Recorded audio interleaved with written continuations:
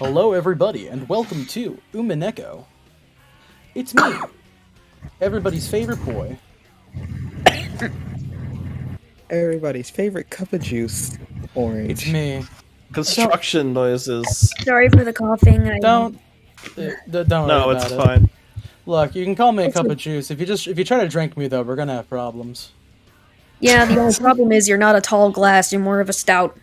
Hey, whoa! I'm like 6 feet tall. Yeah, he's a stouty boy. Orange is like 6 feet. This also ridiculously thinks that you can't put Orange stout in a glass. exists. Can't be like you exist. More like your mom hung herself. Connor, Whoa! you're short and fat. Jesus Christ, man. AC, good lord. That was your Holy joke. hell, man! I would no. You would say that, She Amy, went but to not kindergarten. her. You know, it's very fitting that I'm playing the Shadow the Hedgehog theme song right now. That's what happened. That's what you brought this upon yourself. Like, playing the Shadow of the Hedgehog You invited the edge in. theme. At any rate, let's go ahead and get this bitch Yeah, loaded like up. Pandora's box, but for Edge specifically. Who the hell just fucking ASMR in my ear? Don't do that again. What do you talk about? Oh my god. You know, I feel like Good morning. I feel like years down Welcome. the line, someone's going to take this footage and they're going to use it to be like everybody in this group just fucking hated each other, and that's why they broke up. Wait, you guys don't hate each other? I find you all good. I know that like I know at you least think- Rindy and I have a vehement hate for each other for sure. True. Mm-hmm. Wendy's cool, Can't- Josh is can't cool, fucking Zach stand is them. cool. Hmm? Y'all know where I'm standing, face. I had to get a wheelchair because I can't stand these hoes. I thought it was because B broke your kneecaps. I can't stand these hoes. You know, out of all of us, I'm fairly certain that B would be more likely to break someone's knees. And mine specifically. I wonder Yes. why. B could kick my ass and I'd thank her for it. Oh, I wouldn't. Same here. Of course. She'll break your jaw too and you won't be able to speak. Oh shit! You hear me very awkwardly go, Hi everybody, welcome to the stream. Today we'll be playing Umineko. If his jaw is broken, he can't go Okay, too far. humna. This is getting into Game of territory. This needs to stop. Yeah, the debate has gone on too long. table for It is- Hamana. B could slap me and I'll thank her killer. okay. Jesus Alrighty Christ. then, everybody very shut the quick, goddamn Orange. up. We're go- Hands. Oh, yeah, Very what's the quick, link sponsor to my today, B? GoFundMe. What? Huh? Oh, there we go.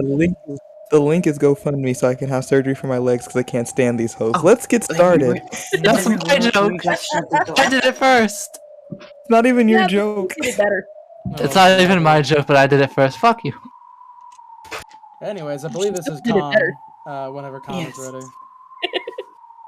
Go ahead, Con. Behold the Sweetfish River running through my beloved hometown.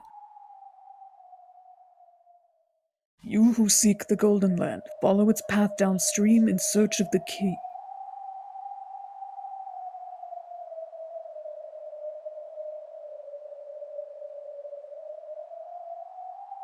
So, am I to travel down a river in Kinzo's homeland in search of a key? As you travel down the river, you will see a village. In that village, look for the shore the two will tell you of. There sleeps the key to the Golden Land. There may be villages if you go down a river. But what is the shore the two will tell you of? The one who obtains the key must then travel to the Golden Land in accordance with these rules. So those two who do not have the key need not the rest. I do not understand it, but that's how this riddle is. It's practically unsolvable, so solving it would be a miracle. That much makes sense. Ugh. I felt a stabbing pain in my body. The anti-magic toxin had burned my skin.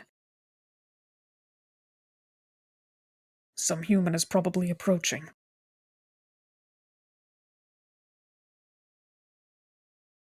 I erased my form.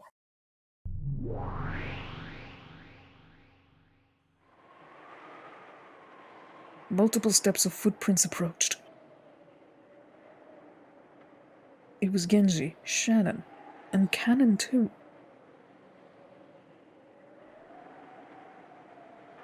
Genji-sama.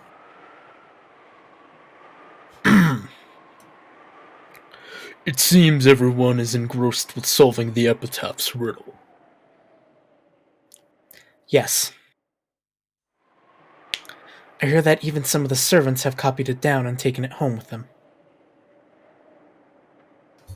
If you solve this riddle, will you really find 10 tons of gold? Indeed. There can be no doubt of that. I don't understand. The puzzle may be a tough one.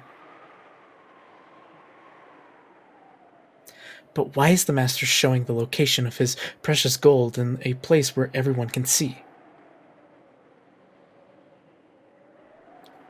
That is master's magic, and also a bet. The master believes that the one who solves this difficult riddle will contain Beatrice-sama's soul within them. That's a strange bet. Magic.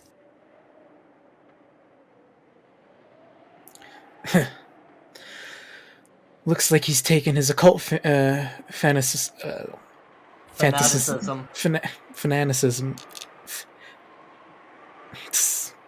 Okay, hold on. Looks like he's taken his occult fanaticism as far as it could possibly go. Shh. You shouldn't say that.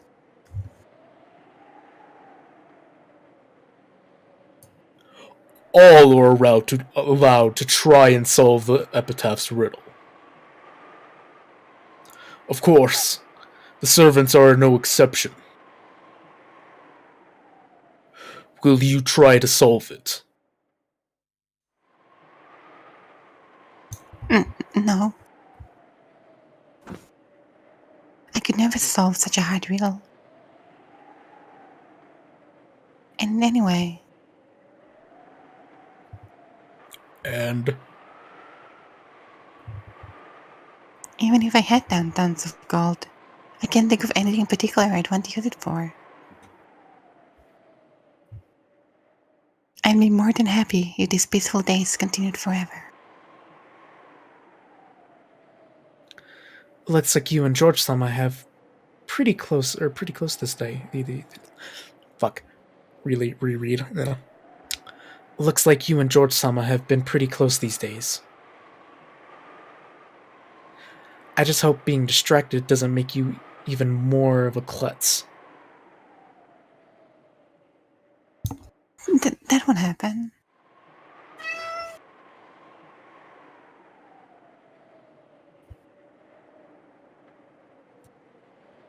With a backward glance at this conversation, Genji walked up to the portrait and looked up at the witch. When they saw what Genji was doing, Shannon and Cannon immediately went silent. Genji, who was the head of the servants, the closest in age to Kinzo, and the one whom Kinzo called a friend, probably understood Kinzo's heart better than anyone else. What did he think when he looked up at this portrait? Neither Shannon nor Cannon could tell. Behold, the sweet fish river, running through my beloved hometown. Suddenly, Genji started reciting the epitaph. Shannon quickly nodded to show that she was listening, but it wasn't clear whether he was talking to her at all. Genji, his back still to them, continued. The master would not describe Odawara as his beloved hometown. I've heard that he lived far away.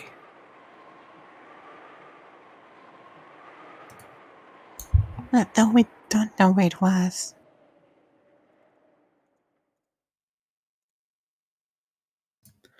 Taiwan.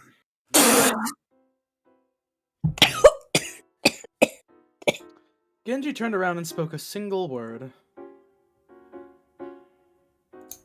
Oh. Is that so? I see. So that explains what Kraus-sama always used to say. Remember him talking about how the master liked Arcean Erica. nut? Erica nuts? Arica, I believe. Arica? Okay. Orica. Remember him talking about how the master liked Arica nuts.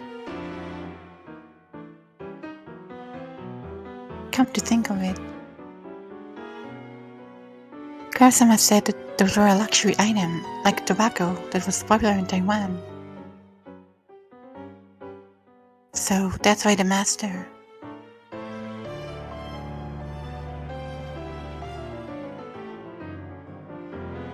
In the half century before the war, Taiwan was under the rule of Japan.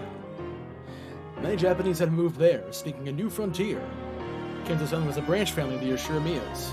Apparently they were only distantly related to the head family. So they were able to form a new life and a new future without being constrained by the head family in Odawara. Shannon and Cannon nodded at their understanding. They didn't know why Genji suddenly broached the subject. So, there was a river with swift fish in it in the master's hometown in Taiwan, and they get in there? Don't be so stupid. There has to be several rivers with sweet fish in the area.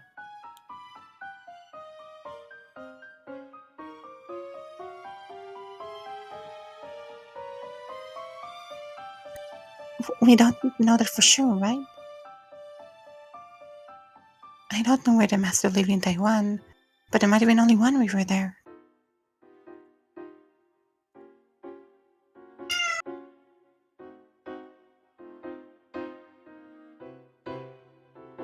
If so, that must be the place.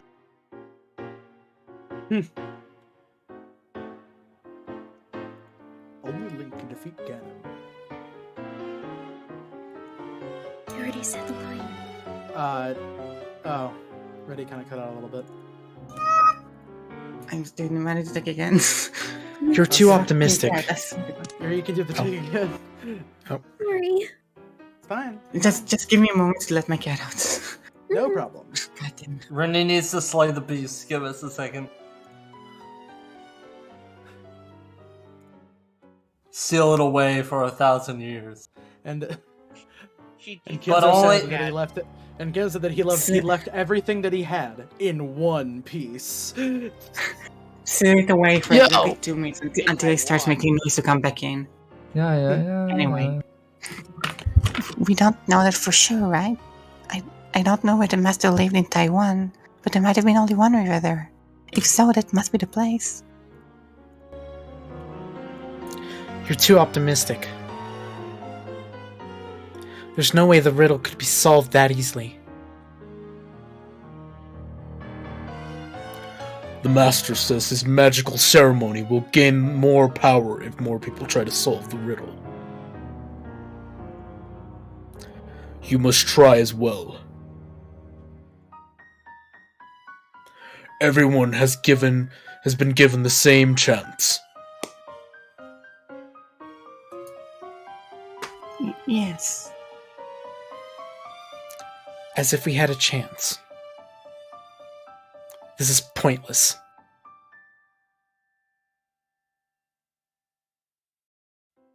Genji spun around. Shannon and Cannon hurried to follow after him. When his footsteps receded and silence returned, a gold butterfly flitted out from among the shadows.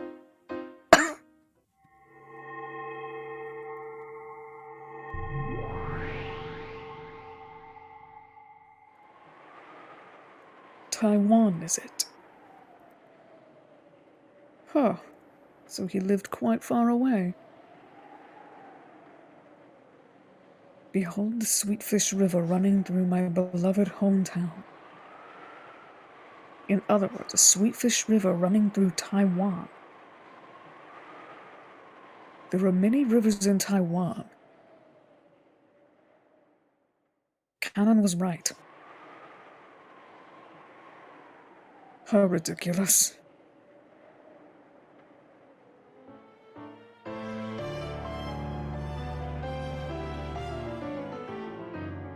However, the word Taiwan interests me.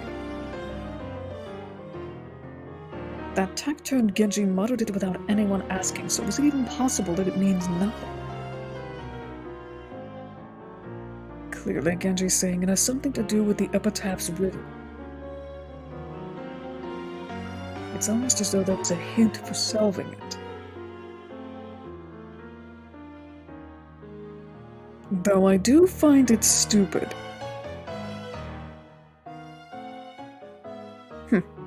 Very well, Genji. Why don't I play along with your farce for a while? Taiwan. I've traveled the world at times during these past 1,000 years, but I know nothing of the place. To counter my ignorance, I shall need a crystallization of knowledge. That which is smoothed out and pressed into many sheets, what is called a book. Where might I find a book about Taiwan?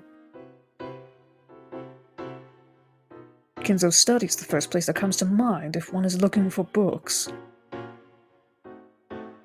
But that won't work.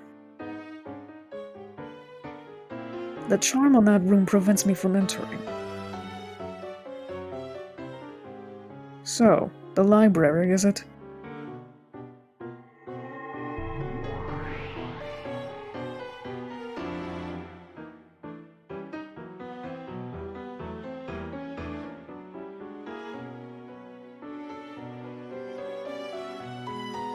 Kinzo's just collection of books grows each year. The books that don't fit in his study are stored in a book storage that we usually call the library. Of course, there are countless books just in this place.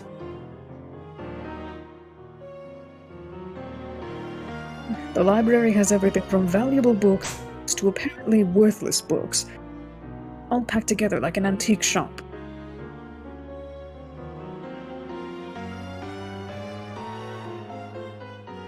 There was a golden glint in the keyhole of the library's door, and a golden butterfly flitted out.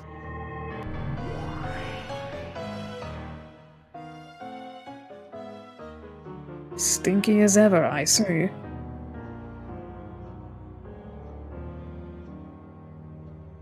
Dust. Mold. I see, so this is the stench of knowledge. Well now, how can I find a book on Taiwan amongst all these? The prospect is almost dizzying.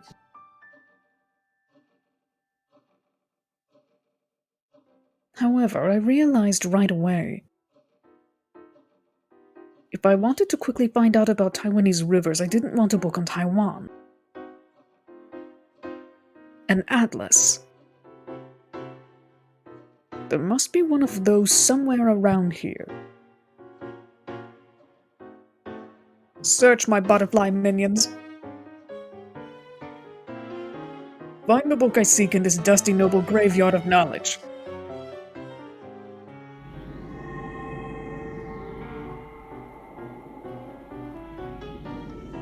A cloud of countless gold butterflies appeared at my feet.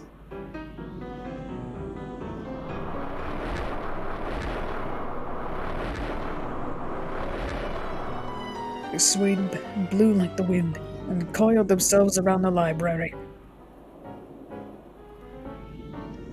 Eventually, the cloud of butterflies selected a single book. It seems that this is the one.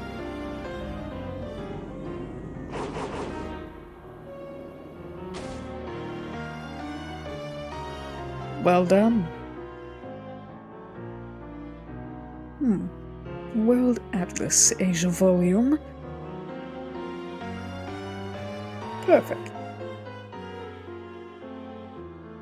It was a grand, thick illustrated encyclopedia of maps, several volumes long. There was even a thick section on Taiwan.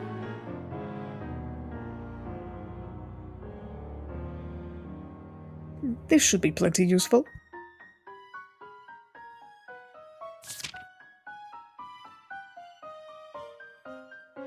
Taiwan.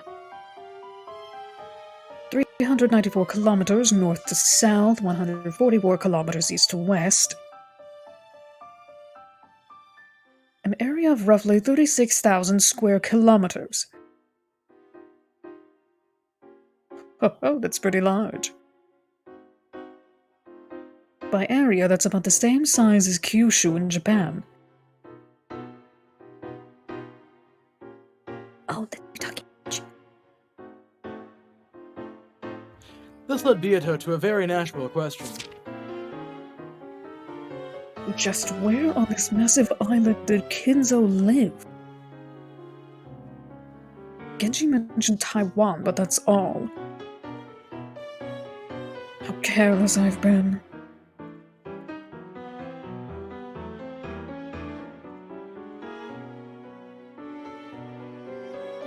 Beato had vaguely assumed that the riddle would be solved in a flash if he could just look at the map of Taiwan. However, Taiwan is no small place. Which part of this large island did Kinzo call his beloved hometown? I kept looking through books in this dusty library, sometimes having to cough. And I was not happy with being stuck in a place like this.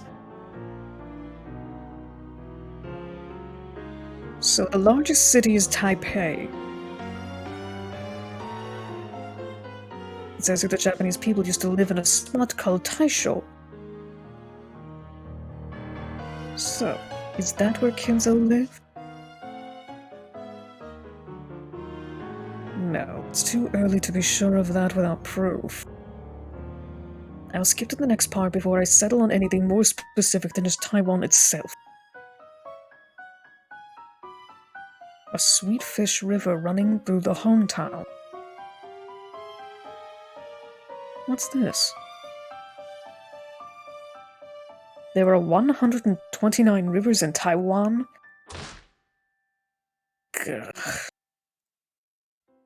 129 rivers! And how many of those have sweet fish swimming in them? Just thinking about it is dizzying.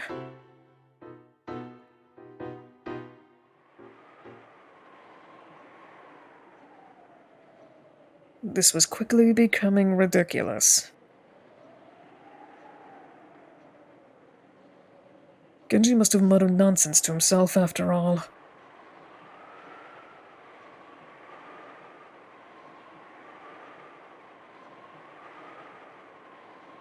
I only thought he was giving out a hint on the epitaph.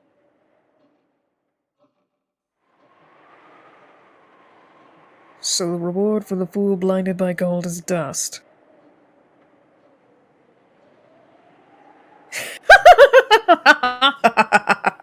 Nice one, Genji.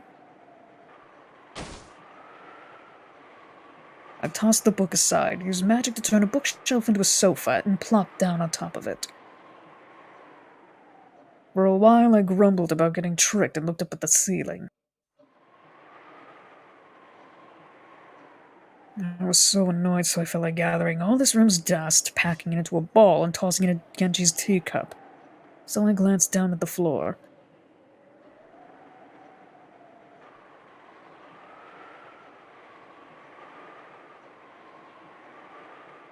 The book I had thrown away lay open on the ground.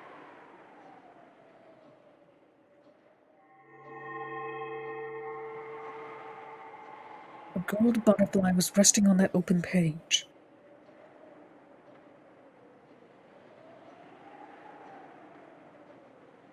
Tossing a book at random and reading an oracle from the page, it happens to open, is kind of a ritual.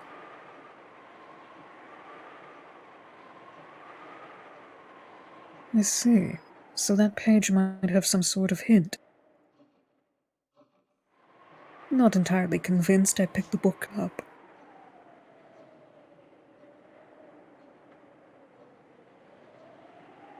The open page was probably very near the one I had been reading.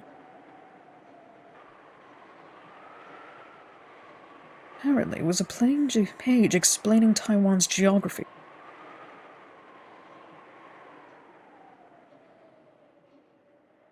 Oddly enough, it was a page about rivers and lakes. I already know that there were 129 rivers. Is there something else you're trying to tell me?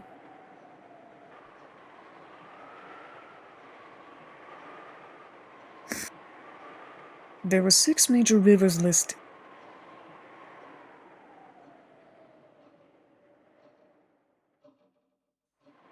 Zoshui River, Chaoping River, Donshui River, Daijia River, Zengwen River, Dadu River.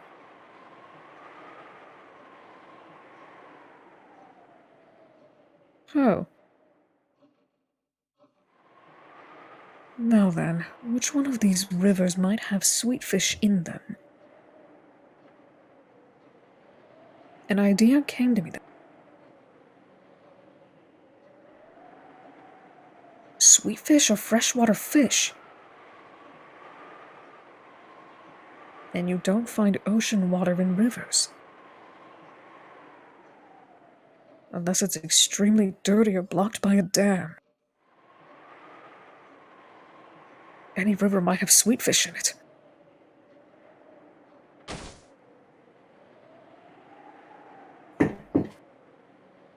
Was that? Taking a brief intermission. Alright, Do we so have a sponsor for today?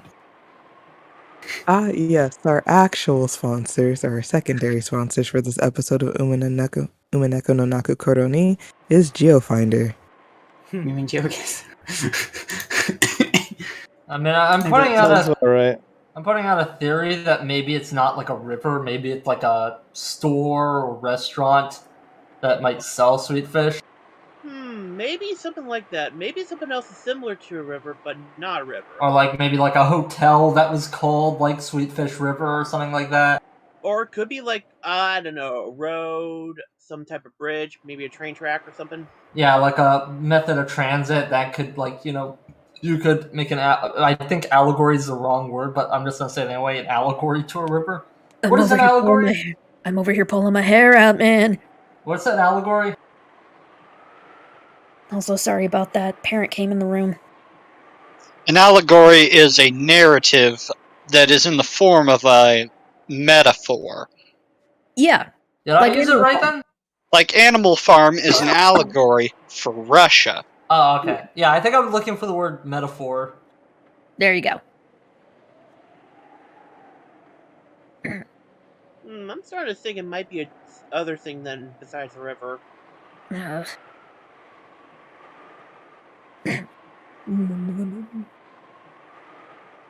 How foolish. All rivers have fresh water in them. What's stopping sweet fish from living in any river? Come to think of it, what a foolish name this Danshui River has. Freshwater river? What sort of river isn't a freshwater river? It would only make sense to name a river whatever, after what's in it if it were literally anything else.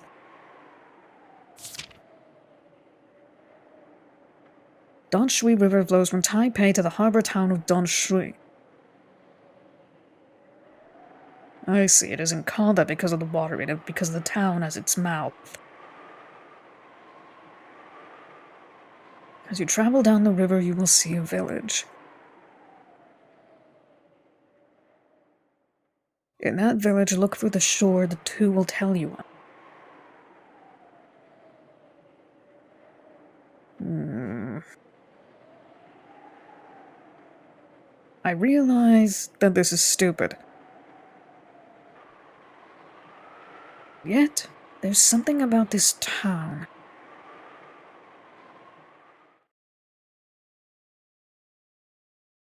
Behold the Sweetfish River running through my beloved hometown. That line should be talking about one of the 29 rivers. Sweetfish are freshwater fish. And there's this freshwater river flowing down to a town called Freshwater.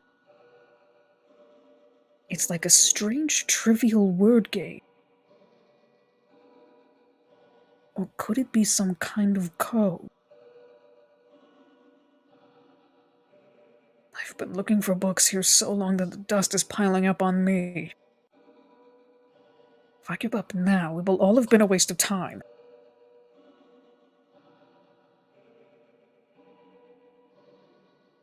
Very well. Why don't I test my luck? And see if the random page the book opened to contains an oracle. I turn to the next page, trying to search in even greater detail.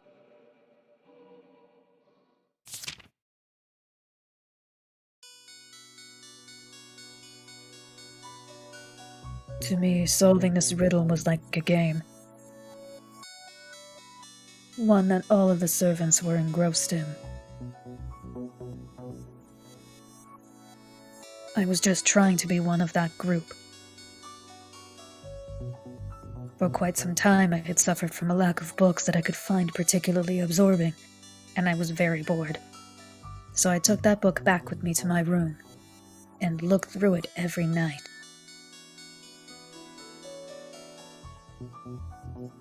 There's a hint for the Epitaph riddle in an atlas.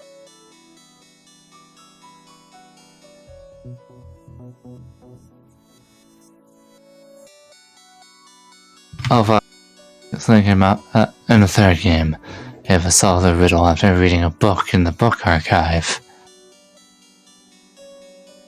Hello? Yeah, I hear you. Weird. Hello? And in the fifth game, Frodo Erica looked for an atlas in that room before solving the riddle herself. Then there really is some secret in the map of Taiwan.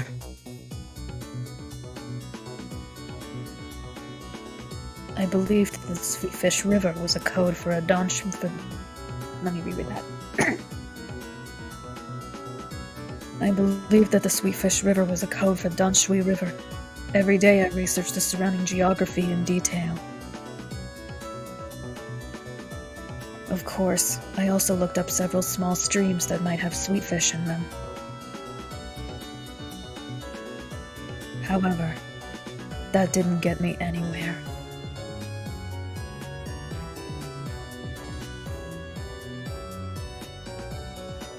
According to some information from a previous game, we aren't looking for an actual river. But it is something that flows. That's how I even interpret it.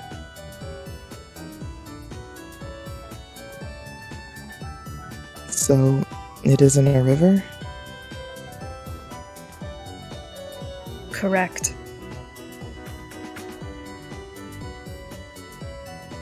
In the end, Danshui River had nothing to do with it.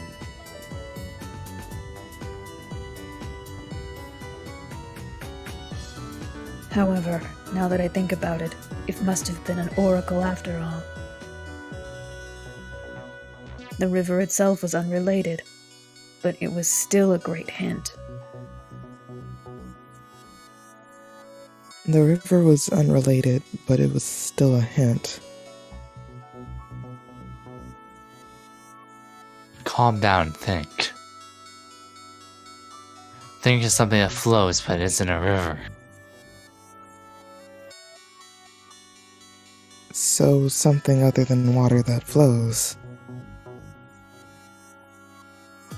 What can you think of?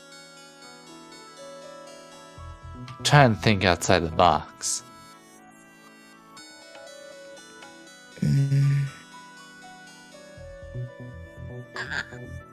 Will, I'm tired of all this puzzle solving. Stop being annoying and give us the answer. You solved the epitaph, right? Probably. Something other than water that flows. Something.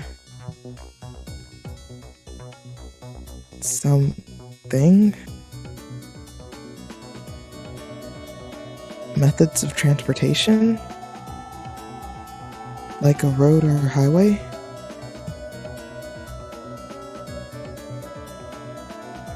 Correct. It took me so long to realize that the Sweetfish River did not refer to water itself. That's right. There's something other than a river with the name Danshui. Something that both people and things flow up and down. And down? You mean... That's it. Railroad. The Danshui Line. It's a railway that goes from Taipei to Danshui Harbor. It was constructed in 1901 while Taiwan was under Japanese rule. Then, afterwards, the number of stations continued to grow and became a major artery into Taipei. This railroad was used after the war as well, and is still in common use as of the Danshui Line of the Taipei Rapid Transit System.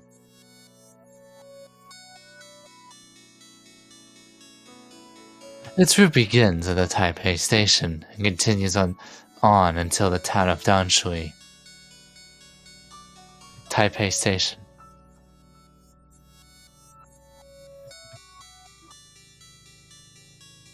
How do you pronounce the second one? Chang'an. Chang'an Station. Formerly Taishogai Station.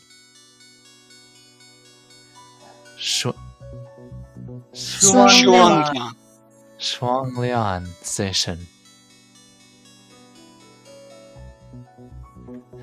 Tatung Company Station.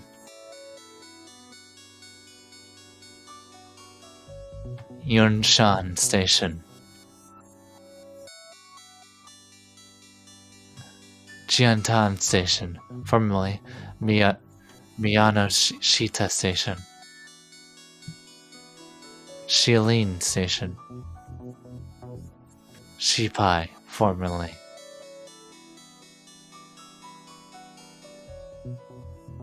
What did the epitaph say if you'd see you if you went down the river?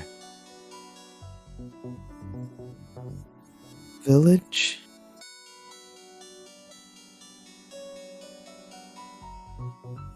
There's only one station on the Danshui line with Sato, the character for village in its name, and it's this station.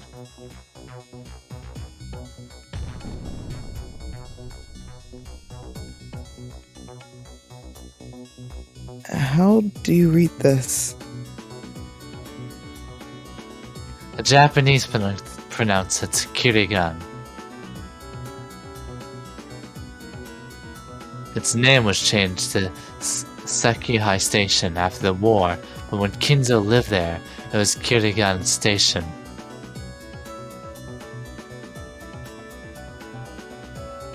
As you travel down the river, you see a village. In that village, look for the shore the two will tell you of.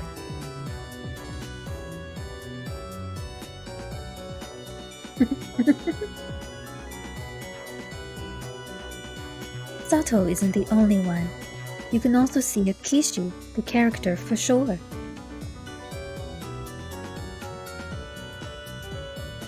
In the end, it took me quite a long time to work out that this station was the one referred to. It has the character for village and the character for shore. It felt like a kid's riddle playing with letters.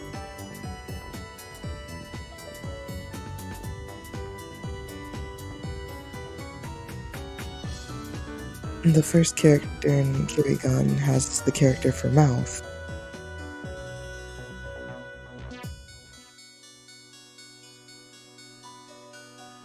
And the other half of that character, of that first character, means the word that, right?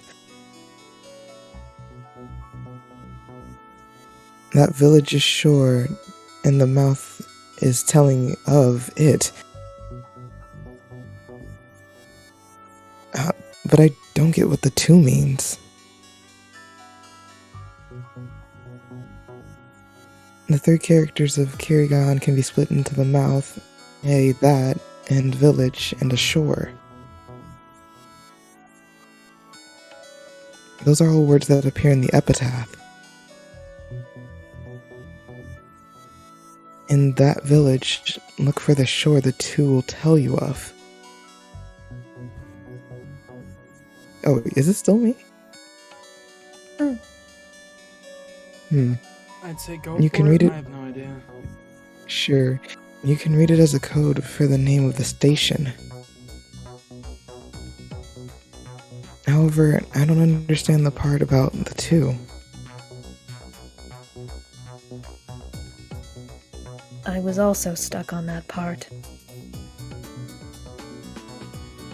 However, by then I was very confident that this station was what the Epitaph referred to.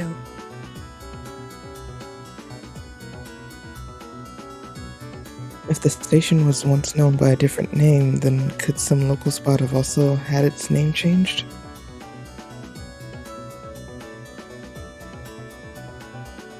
That's right.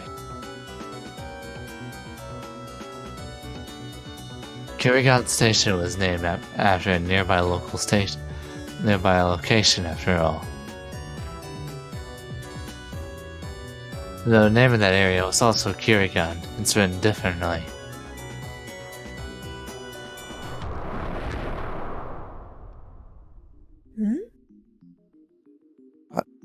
There are two mouths. Oh! It didn't take much investigation before it was clear. The Epitaph must have been referring to this place called Kirigan. Then, is this where the key to the Golden Land rests? That would be the obvious answer. However, I couldn't make the long trip to Taiwan to check. And of course, the place known as Kirigan is quite large itself.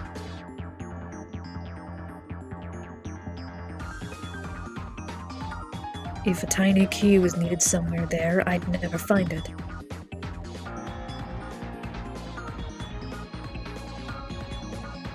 I was at a loss.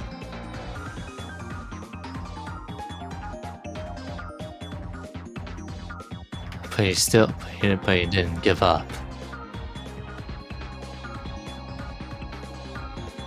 I was certain that I had found the answer, at least to the first 5 lines of the Epitaph.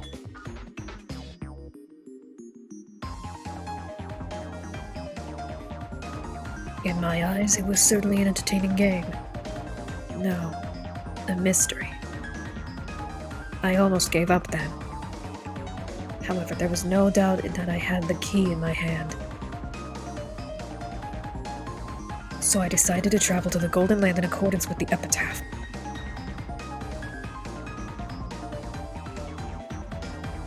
On the first twilight, offer the 6 chosen by the key as sacrifices.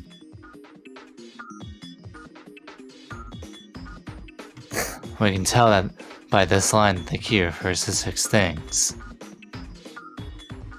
Reasoning makes it possible to see that this couldn't refer to a physical key. 6 things? Yes. 6 things. I was merely a thick-headed human. I decided to look through books for anything related to the number 6. 6. 6, 6, 6. The location of the key called Kirigan was hidden by a word game. That meant the 6 things were surely connected to some sort of word game too.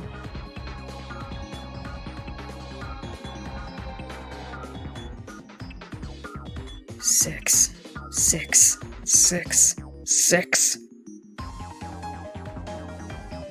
I kept searching for 6.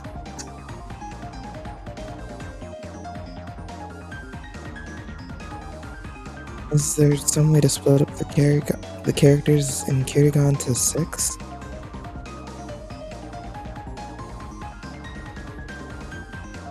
Good idea.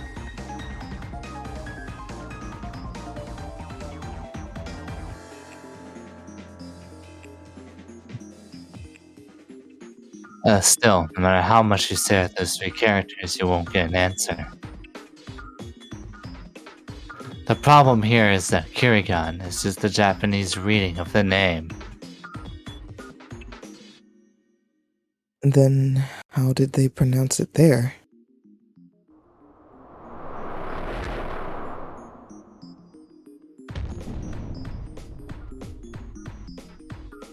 It's pronounced Helion. Kilian. It's clear.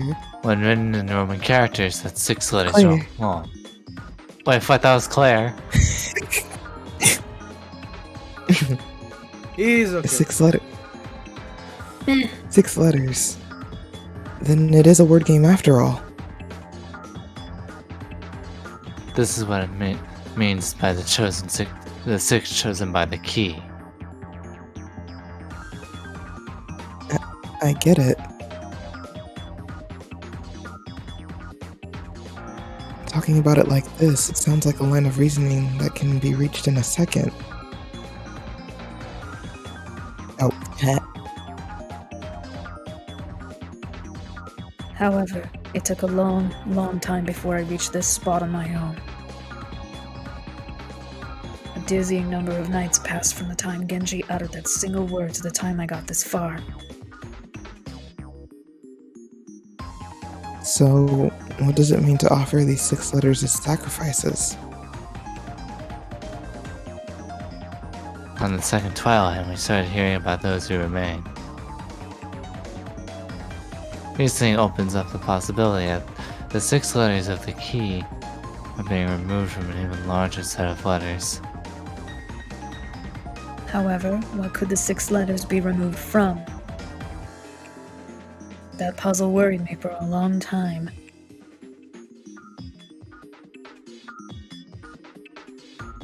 It's like the start of an entirely new riddle.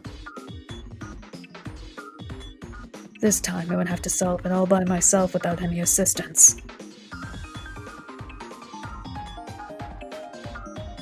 In the previous game,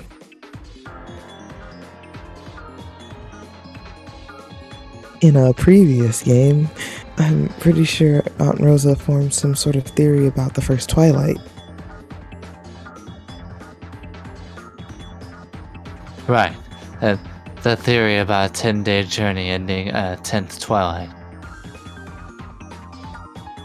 On the 10th twilight, the journey's end, we shall obtain the power of the Golden Land's treasures once and for the last time. She took that section to be a literal trip that... Trip that ends when you attain to or reach the treasures of the Golden Land. What meaning was there in those words? Realizing that there was something to be found, and then realizing what that something actually was, took another long stretch of time. by Rosa's reasoning, attain to him and reaching some physical location, represented by the 4 treasures. It was a good try, but not quite right. It's not the treasures we're supposed to reach, but their power.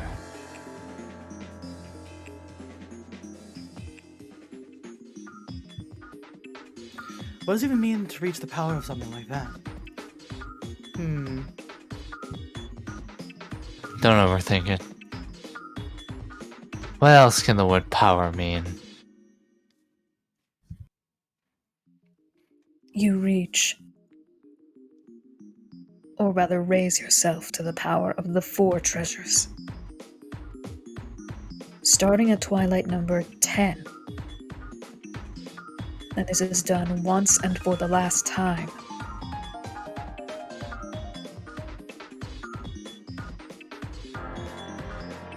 So it's an exponent like a math problem.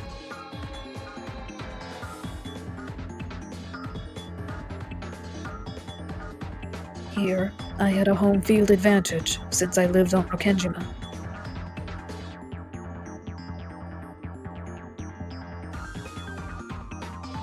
There was a hint there that made it easier to think of a certain large number. In fact, you might say that I actually found the answer before I knew what the question was. If we keep making it so complicated, Leon's gonna get a headache. Let's get back to the point. 10 to the 4th power is 10,000. If you reach 10,000 on the 10th twilight, how far have you gotten by the first twilight? Well, that's just 1/10 of 10,000. 1,000, right? Right.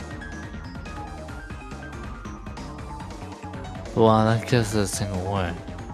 It has nowhere near enough letters, and it doesn't match the key at all.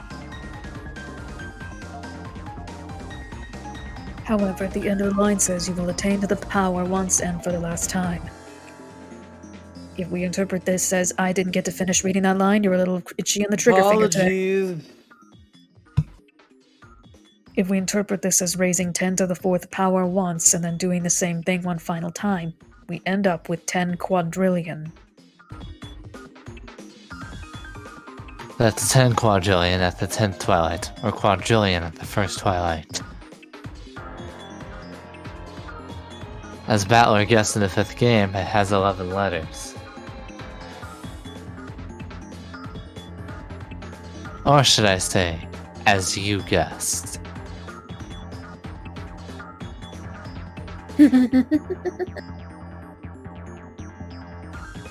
Strange thing enough, both words begin with Q. I felt that this just had to be right.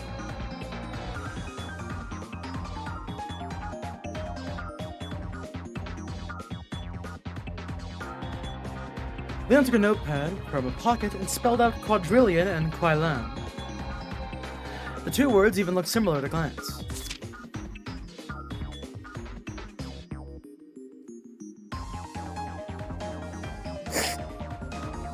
That's right. It's true that the 6 letters chosen by the key are right there inside quadrillion. So what happens if we take them out?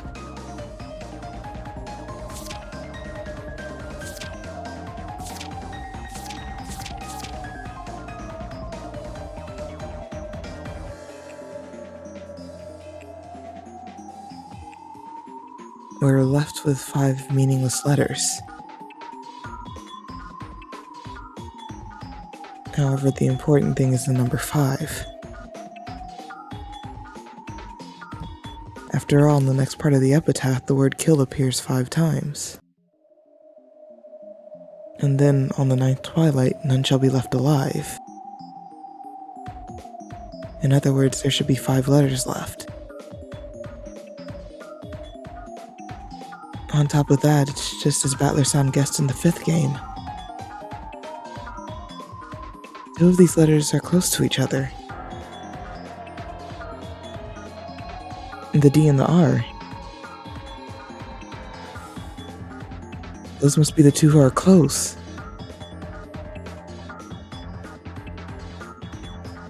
Once you reach the spot, the riddle has been practically solved.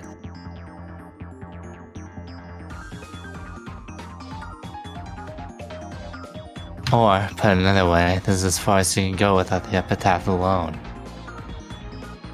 You might be able to figure out the answer with a little more wordplay, but you won't be able to activate the device. That's right. Once you know this much, all that remains is to gouge and kill.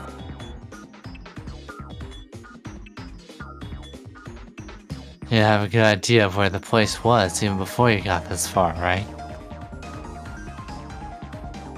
Yes. Some people suspected that the gold was hidden there even before the epitaph appeared.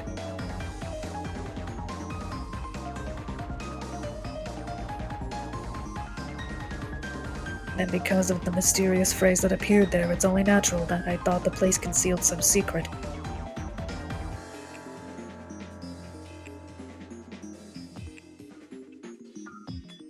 What do you mean by the place?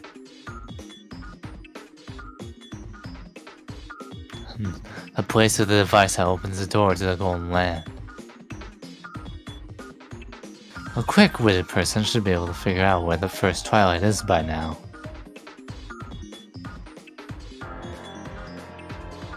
Huh? I thought the first twilight was quadrillion, not a place. It's the place where quadrillion is written. You should know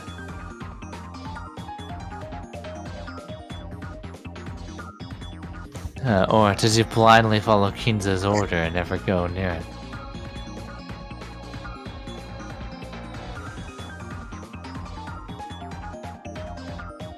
Oh, that's a chapter break? What the fuck? Oh, yeah, that's right. There's like 30 minutes Oh, left to go in this chapter. Wait, that was an looks hour? like the thing. Holy shit! Looks like the thing Sim was saying is probably gonna hold weight here. The final. Oh, we're on the live chat. By the way, I'm going back. Apparently, this is supposed to be by Claire saying it. Whatever. Claire said the chapter name. Never mind. Quadrillion. So who's speaking? Probably,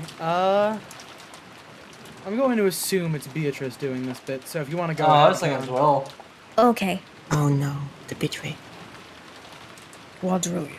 There's only one place you'll find that word on Rokenjima. Gold butterfly splitted from shadows, dodging raindrops.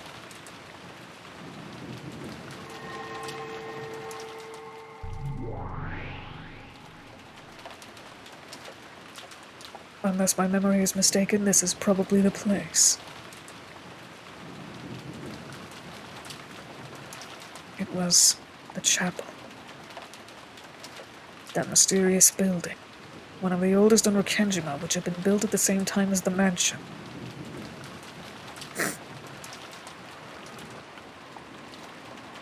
It was called the chapel, but not once had Kinzo used it for worship. The members of the family have never been allowed inside. There were strict orders that none approach it without reason, and its purpose has always been a mystery. However, all of these mysteries got boring after several decades. At some point, everyone forgot the chapel even existed. That splendid building passed from the thoughts of Rokenjima's residents.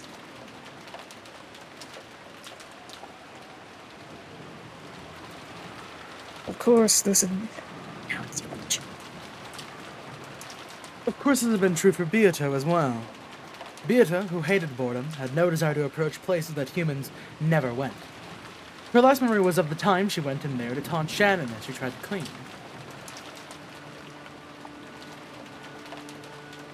There can be no doubt. That is it. Quadrillion.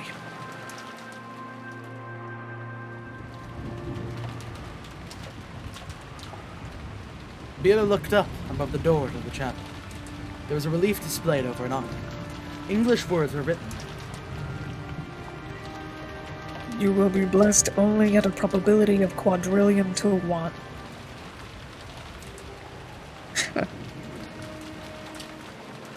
So, you thought that was the probability of someone solving this riddle.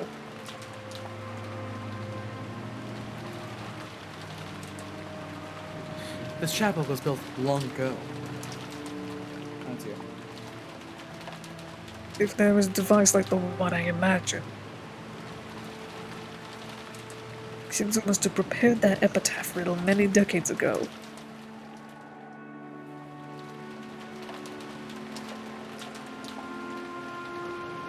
He must have been planning to use it as a ceremony for choosing a fitting successor all that time.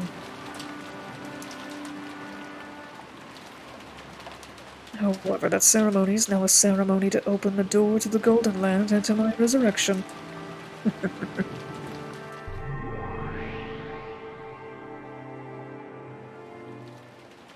When I snapped my fingers, the ground bulged and several snake-like dead trees sprouted up.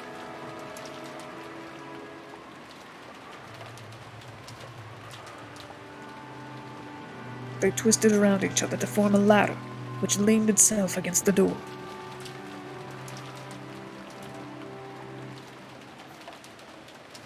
My guess is right, there's some sort of device in that relief.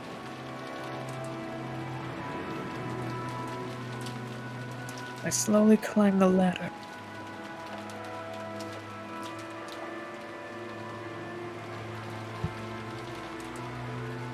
Because of the size of the door, the relief was very high up.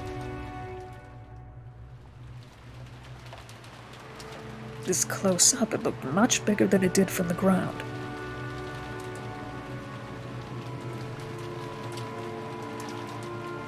Come to think of it, whenever we cleaned the chapel, this relief was the only thing that Genji always made sure he polished himself.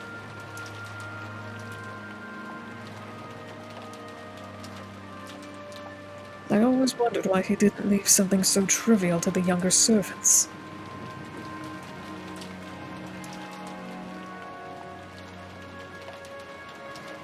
I thought it strange, but nothing more. The master treasured this relief, so the head servant cared for it himself. I always accepted that excuse.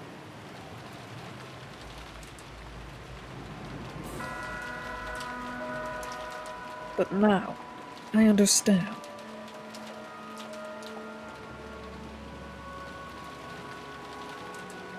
There must be something in this relief.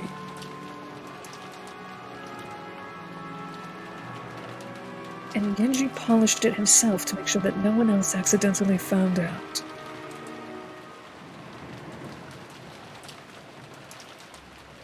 So, am I to sacrifice the 6 letters chosen by the key from Quadrillion?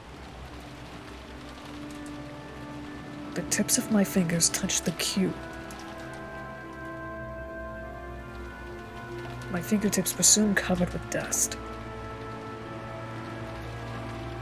However, I quickly realized that there was something strange about it. Don't tell me this letter. No, it had to be this. There would be no other way to offer up sacrifices.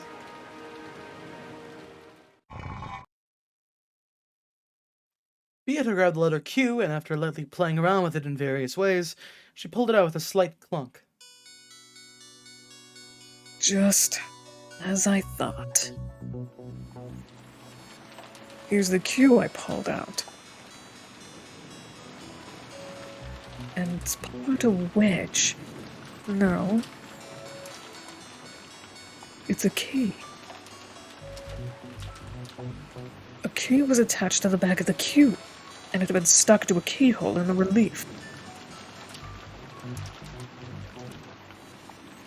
I see.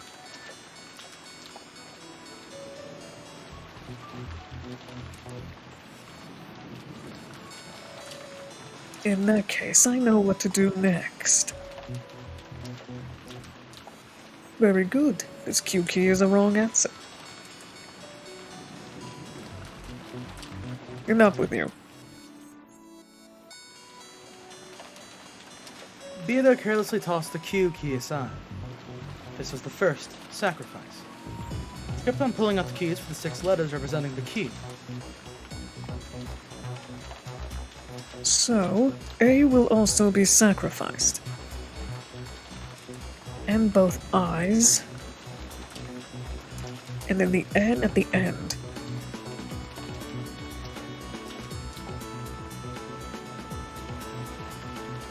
Now I only sacrifice one L, but unfortunately there are 2 L's.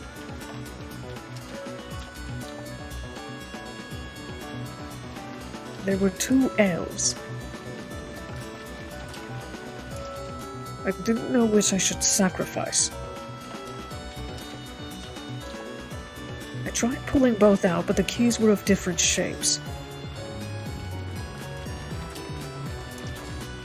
So one is a right answer and one is a wrong answer. Well, there are only 2. If I make a mistake, I can just try the other one. Unless messing up sets off a trap that blows up the island, of course. Thinking it a waste of time to sit here worrying, I decided on the rightmost L and pulled it out. 5 letters remained in the word.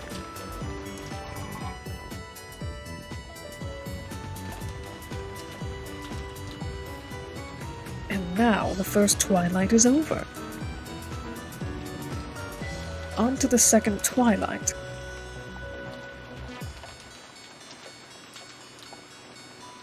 On the second twilight, those who remain shall tear the 2 who are close. The D and R are close. What does it mean to tear them apart?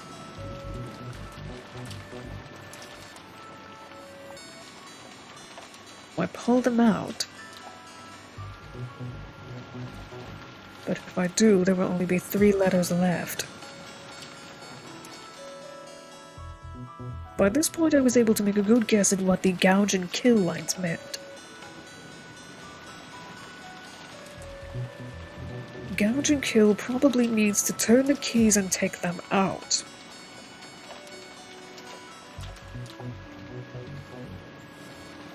In that case, the part about going from head to leg must mean starting at the left and going to the right. If that's the case, there must be 5 characters left on the board.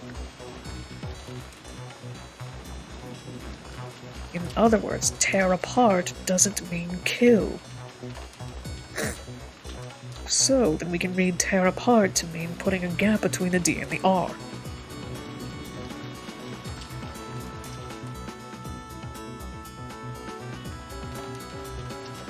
But how? Once again, there are 2 ways to do it.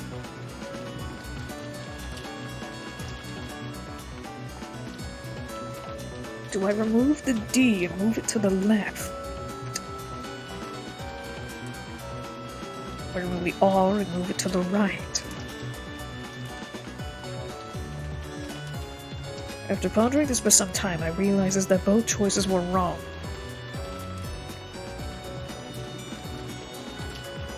No. That's not right. I've had it wrong ever since I removed that L. A short while ago, I removed the right of the 2 L's. However, if I had removed the left,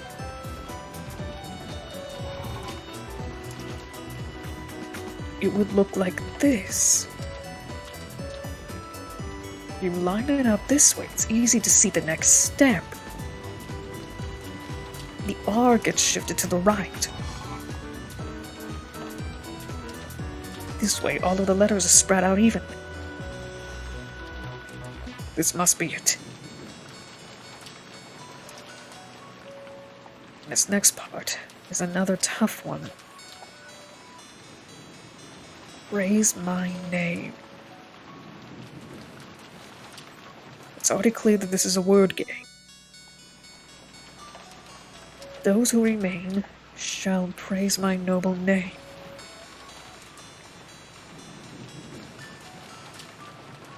Just what are the 5 remaining letters supposed to do?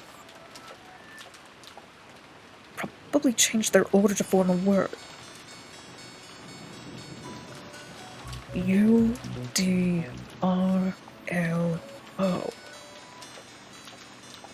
What should be done about these 5 letters? Praise my name.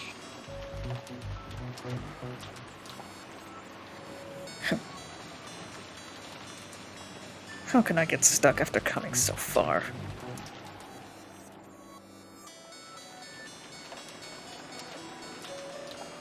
How are these 5 letters supposed to praise a name? That man's name is Oshiramiya Kinzo. Is the U part of Oshiramiya? No, several letters don't match. There aren't nearly enough letters to make Oshiramiya. One thing is certain, my name must refer to Kinzo. Then does the U stand for Oshiramiya after all? Like an initial. Then what do the D, R, L, and O stand for? They can't mean Kinzo. Do the R and O stand for Rokenjima? The master of Rokenjima Kinzo.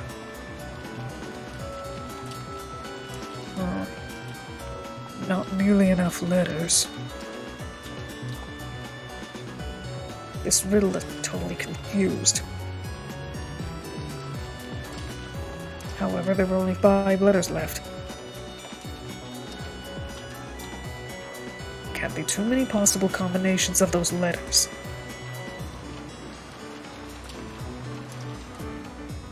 I could use process of elimination. Thinking I'd play around with it, I pulled out the U. There were 4 letters left. D, R, L, and O. My idea was that the U stood for Ushiramiya was like a heavenly oracle.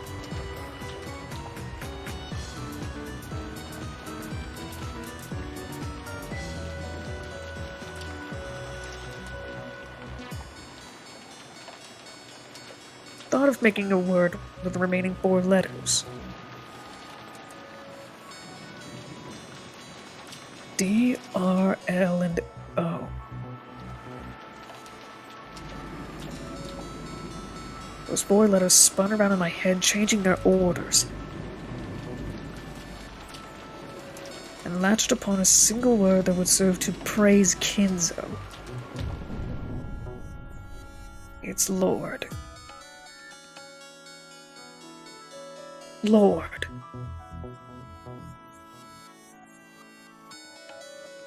I had absolutely no basis for it.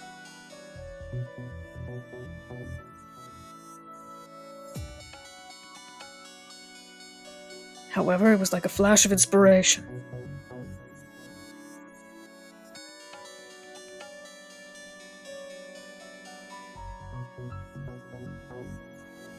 I quickly changed the letters around before that flash faded from my mind.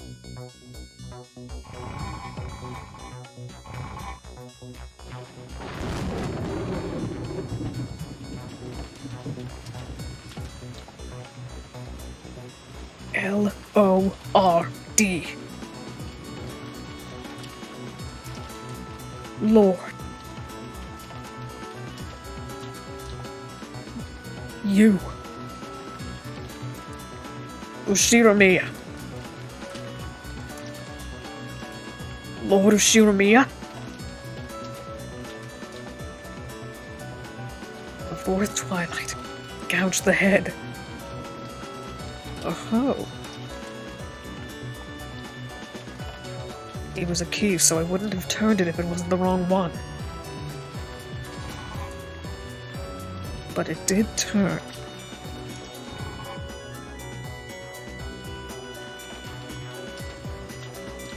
I managed to gouge it.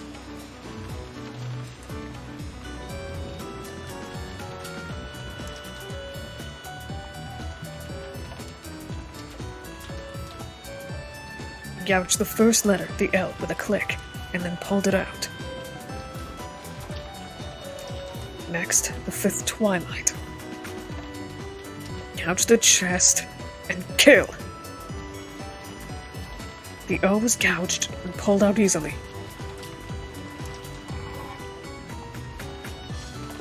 Then the R. Next, the D.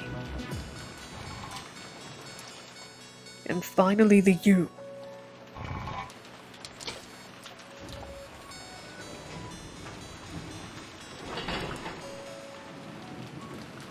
When I turned the key of the U, I could feel a resistance, so some device had been activated.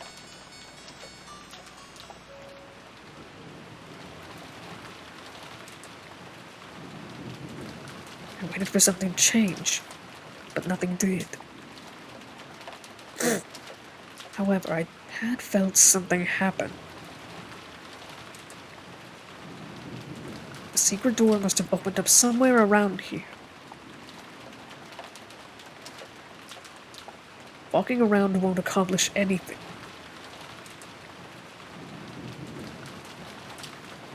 Probably done everything I can here.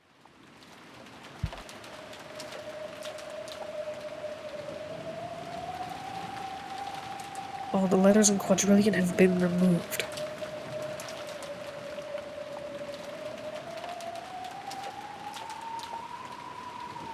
In the ninth twilight, the witch shall revive, and none shall be alive. So in this way has the witch, have I revived? The 10th twilight. At journey's end you shall attain to the power of the Golden Land's treasures once and for the last time.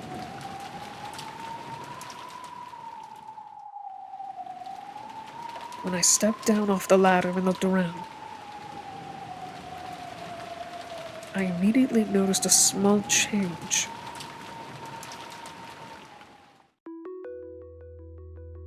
That lion statue.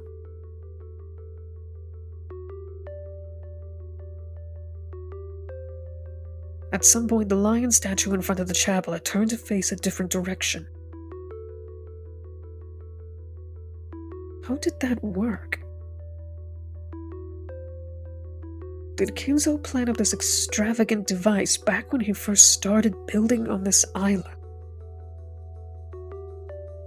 I walked up to the lion statue and stared at it. Other than the fact that it was pointing a different direction, nothing had changed. In that case, is the lion looking at something in particular now? Followed its line of sight, and saw another lion statue. And that lion statue had also changed its direction.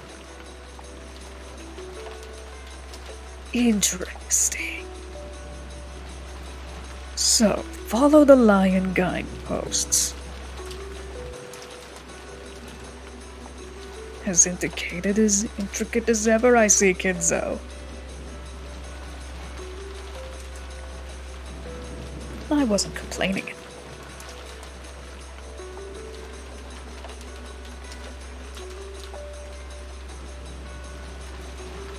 I felt a bit of respect and awe at Kinzo for setting up such an intricate device. And having it go undiscovered for all these years.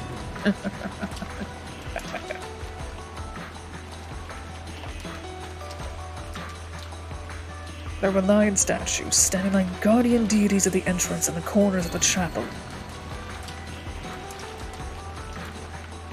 The direction they faced had changed, pointing around to the back of the chapel.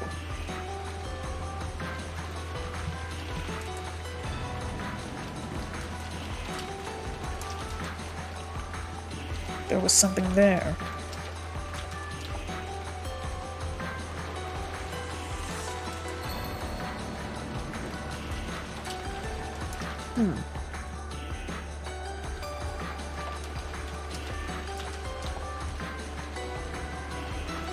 Oh. It was no longer a surprise. This was after the contraption with the letters. After being guided by the lions. So, when a gaping opening secret passageway appeared with stairs leading down to the darkness below, it wasn't surprising to me anymore. So, is this the entrance to the Golden Land, Kinzo?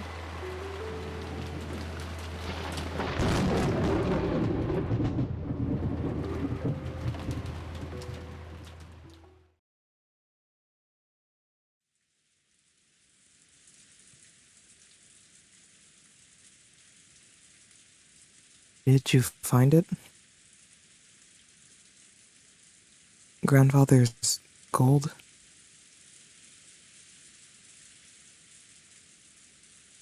Yes.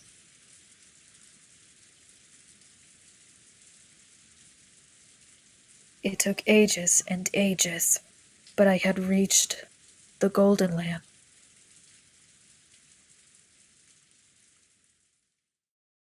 According to the previous games, there's an underground VIP room there, along with 10 tons of gold, right? Yes. After going down a rough stairway, there was a door at the end of the passage. Inside, it was beautifully furbished, a true VIP room.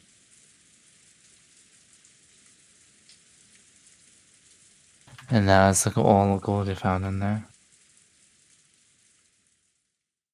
Yes, at the time. It would be a lie to say that I was not dizzy by the sight of all that gold stacked high.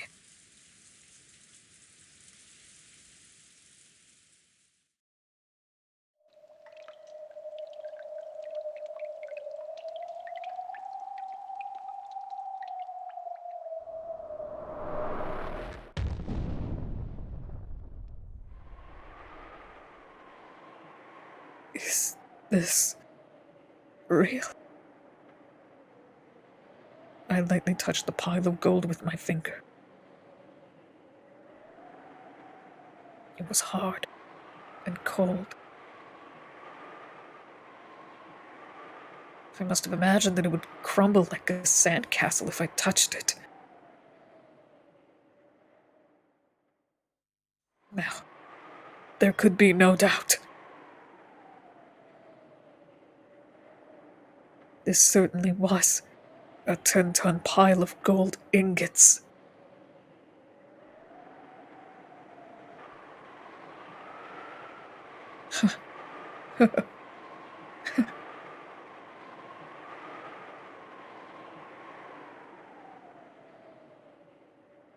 Considering the amount of gold I had just found, I figured I ought to be crying out in delight.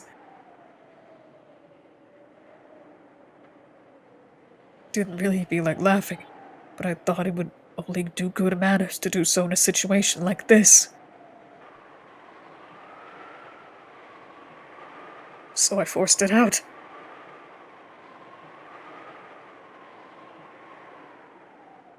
because of this, only a few feeble laughs slipped from my mouth.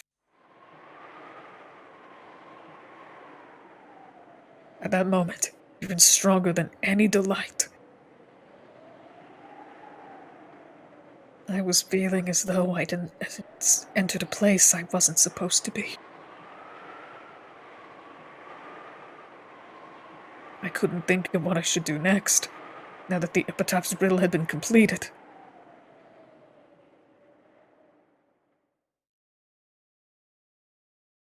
Then, I heard footsteps approaching.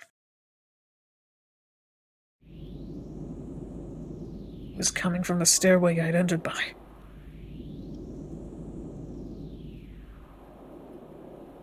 Someone was coming.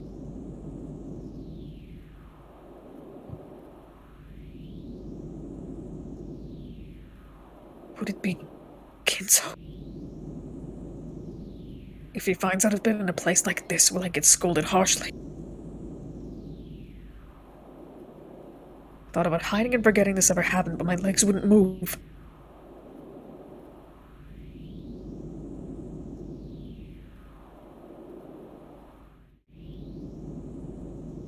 As the footsteps drew closer, and kept standing there stunned in front of the pile of gold as the footsteps drew closer. Closer.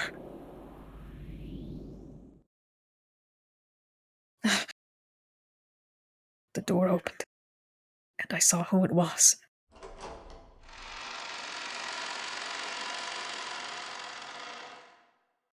It wasn't Kinzo.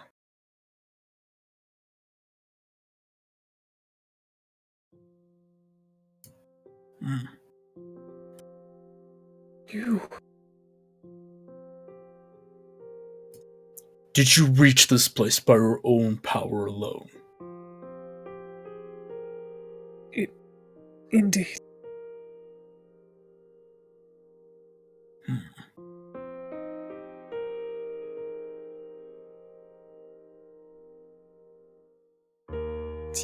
For some time, Genji stared at Beato in silence, as though he was calculating something. Then he slowly clapped his hands together. He did it again, over and over. It took quite a long time before... It took quite a long time before I realized that he was applauding me. The master has said that he will hand over the gold and the headship to the first person who solves this epitaph. And he believed that this person would be Beatrice. Beatrice. Me. This is fate. It is fate that brought you to this day.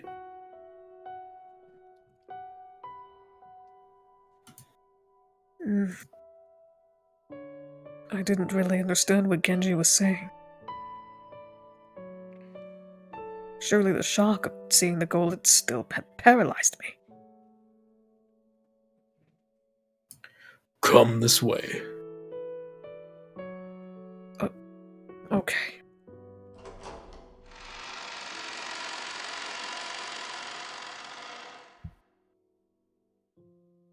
Genji opened a closet. Inside it was a torso wearing a beautiful dress made of black cloth and golden stitching. When I saw it, I understood immediately. It was the witch's dress. The black dress worn by the Beatrice in the portrait.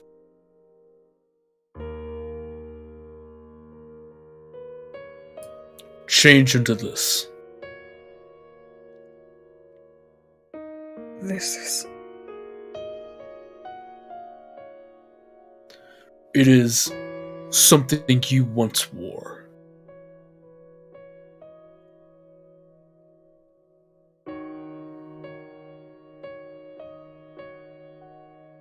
I've never worn a dress like this.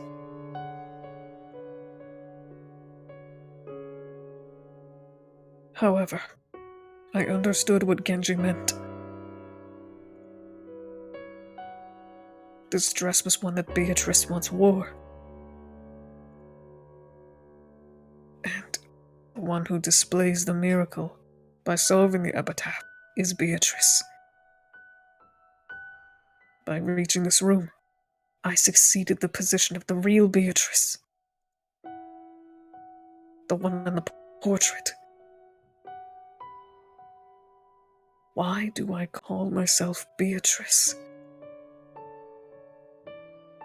Because the name of the Golden Witch who rules over Rokenjima's night is Beatrice. That's right. I wasn't the real Beatrice.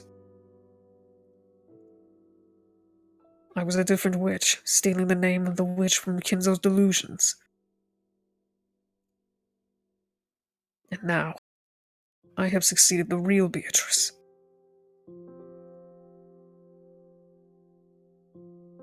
By solving the Epitaph's riddle, my resurrection will be complete. I was the one who decided on that rule. However, this really was a ceremony to resurrect Beatrice.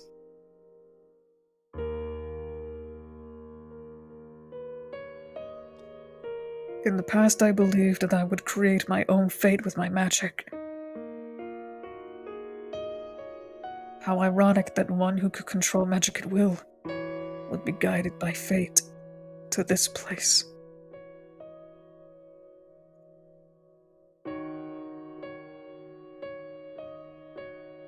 At that moment, I had no choice but to truly accept and believe in this word called fate.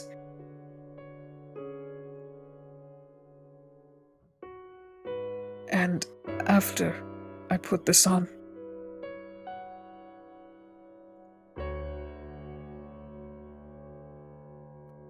You will go to the Master. Ready yourself.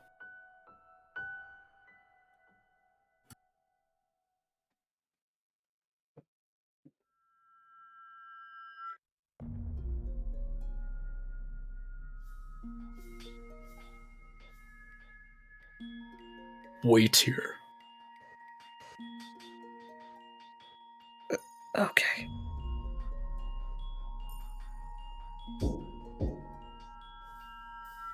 Master.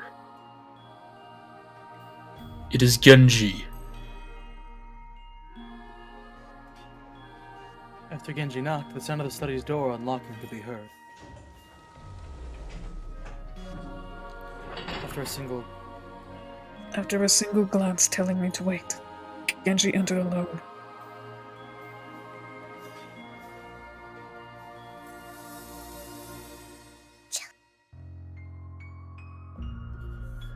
I cannot believe that this day has come. Fate can be such a strange thing. Kumasawa was with us too. I thought this dress, which really didn't suit me, would lead to a lot of jokes. But she didn't laugh at me at all. On the contrary, when she saw me, her expression had turned stern, as though a long-awaited day had finally come. My heart raced. Supposedly, anyone should have been able to solve the epitaph.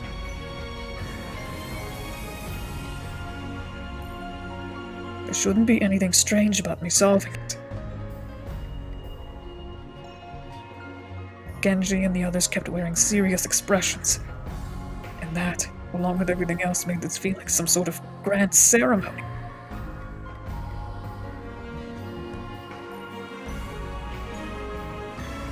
The suffocating silence continued.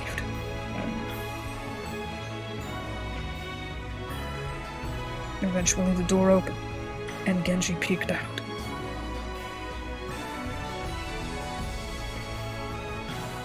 Enter Beatrice-sama.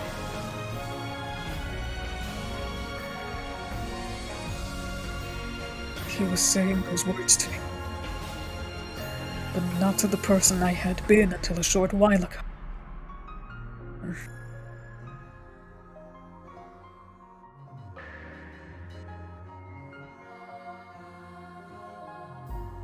Go ahead. Beatrice-sama. Kumasawa also urged me forward with a respectful bow.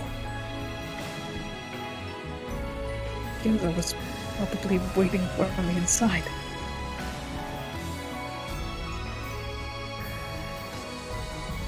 What expression should I wear as I go in? How should I greet him? I don't have a clue.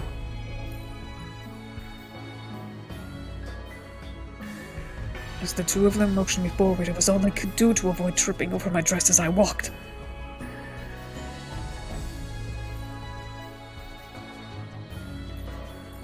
Kinzo-san. She's here.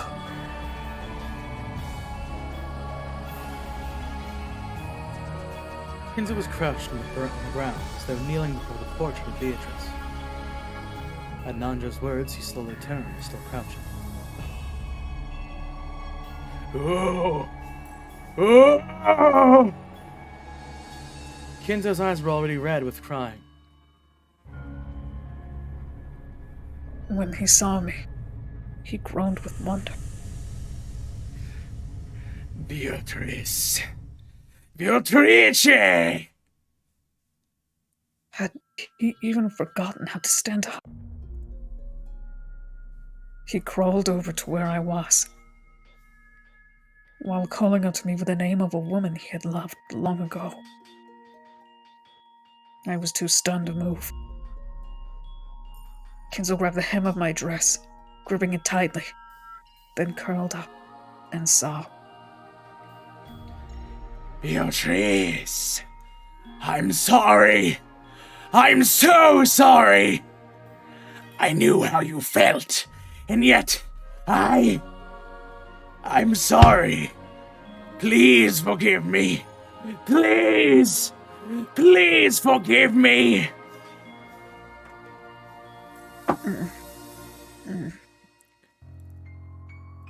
The words weren't directed at me.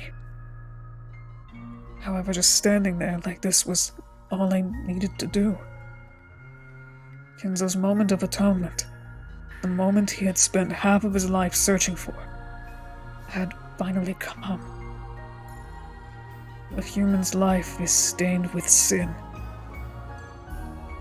So, humans seek forgiveness while they still live. However, in most cases, the person capable of granting such forgiveness is no longer on this earth.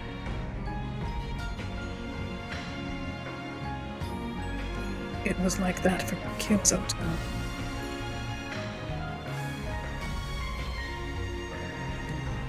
The one he sought no longer existed in this world. Instead, that forgiveness had been woven together by a miracle. And now, Kinzo had received it. Oh! Beatrice!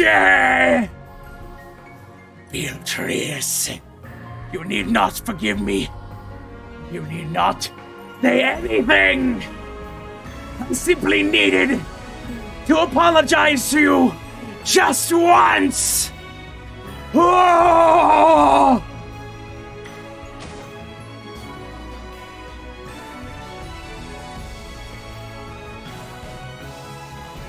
Kinzo kept grasping the dress's hem and sobbing. The sins of humans are not forgotten from without. Forgiveness is found through regret and repentance. I want to believe that some sin, some fault of his, has been been forgiven thanks to the way I look. Kinzo's sobbing gradually ceased. Then he slowly looked up at me and rose. He looked unsteady. Nanjo rushed forward to support.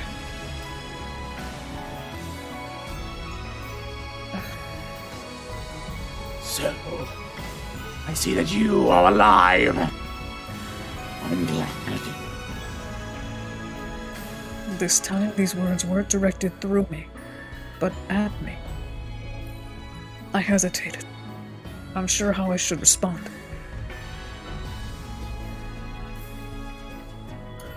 I beg your forgiveness for keeping this a secret from you all this time.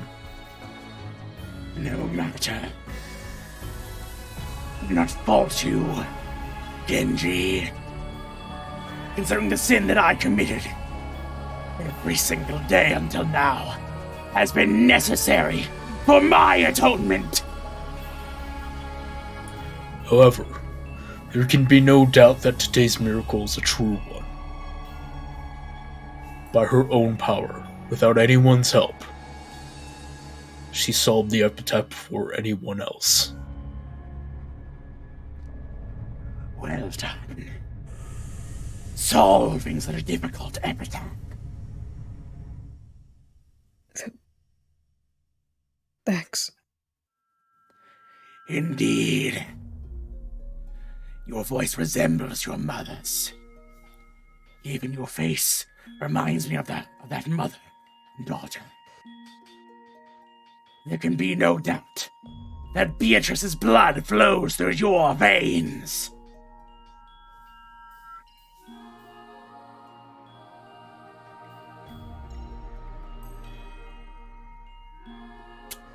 Dolly. Jelly. Yes. The traces of the Lady of Kuadorian in her youth are right there. Does my face look like someone else's? Beatrice-sama, please forgive me for keeping this a secret even from you. Your parents are Beatrice-sama and the Master. What? It's true. Until now, you have been raised as a child without parents. However, your true father is the Master. And your true mother is Beatrice-sama. Is that... really? Yes. You truly are a descendant of Beatrice-sama.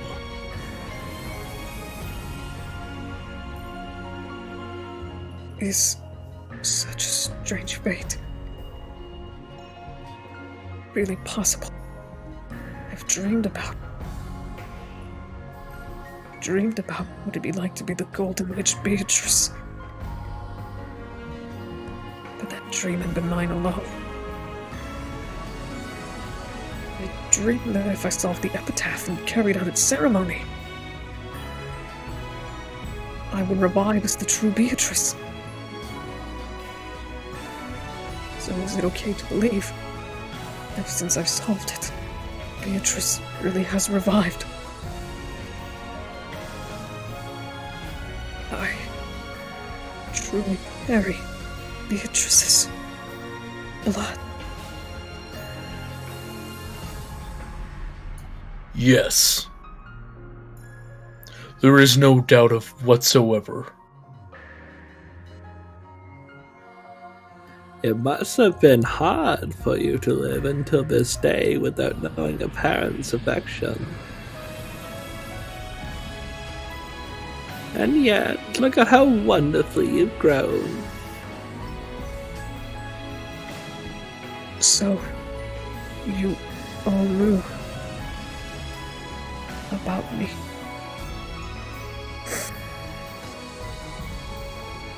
Genji, Kumasawa, and even Nanjo nodded wordlessly. Now that I think about it, there might have been lots of hints. I've always felt as though there was something special about me. Genji, especially Kumasawa, always treated me very kindly. And does that mean this day is a promised day, which would eventually have come no matter what? I don't understand anything anymore. It's all a miracle from God. The promised fate has led me to this day. Beatrice.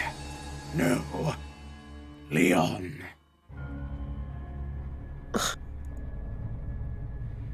That is the name I wanted to give you.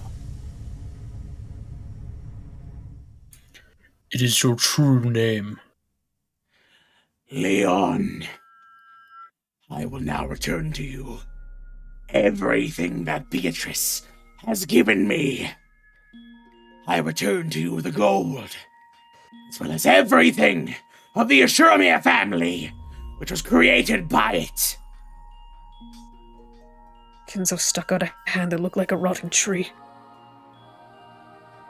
On his finger was a ring with the one-winged eagle crest, the symbol of the Yoshiramiya family head. He pulled it off, grasped it tightly, then held it up. I didn't know what to do. Slowly, as though they were being drawn forward, I held out my hands, palms up. After pressing his fists against my cupped hands, Kinzo slowly opened his hands and let the ring drop. Leon, my child. All the ways your fate has been toyed with until today were caused by my sins. Please, forgive me. You will now inherit my ring. You are the new Ushiramiya family head. All that gold belongs to you. As that you use it as you please. Hope that it will be enough to heal some small part of the pain you have suffered.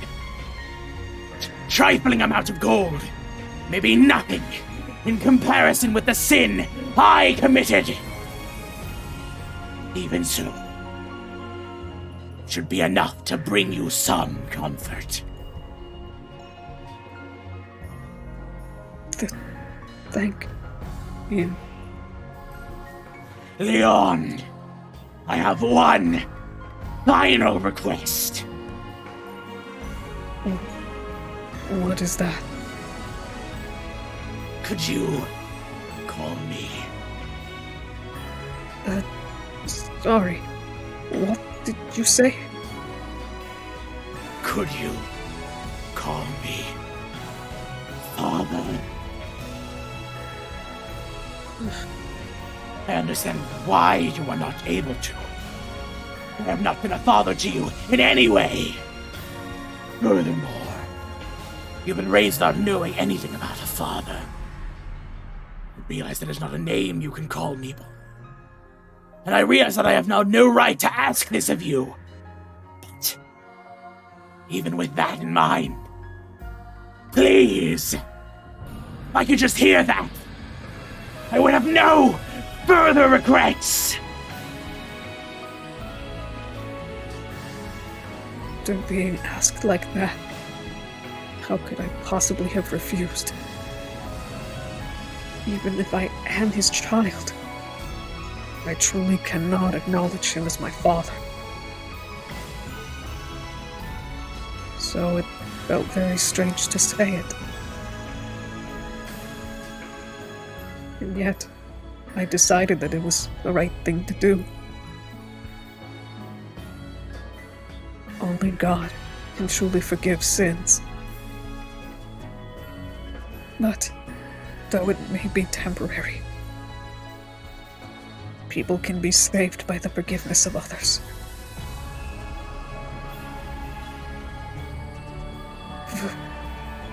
Yes. Father.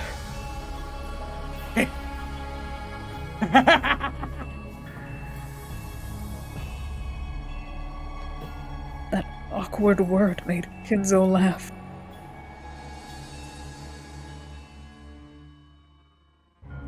Drops of silver fell from both of his eyes. That moment, the shadow that had covered his face was wiped away. Thank you, Leon, my child, and Beatrice as well. Thank you for this last chance to ask for forgiveness. Of course, I don't believe that I have been forgiven by this alone. I shall atone for the rest as I burn in the fires of hell. Shinomiya Kinzo, have no more regrets in this life. None at all. No regrets or matters left unfinished.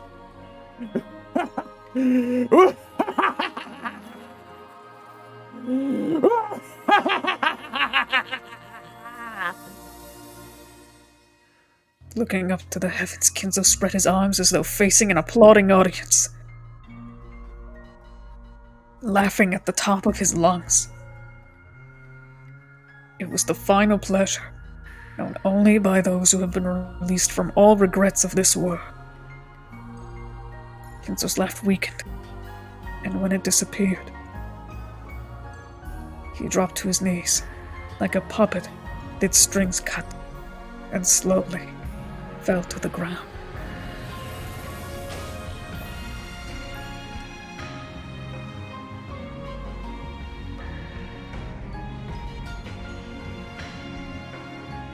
Charlie. Master. Dr. Nanjo. Yes. Though their master had fallen, they walked up to him slowly. They already knew. Kinzo's soul had already burned itself out.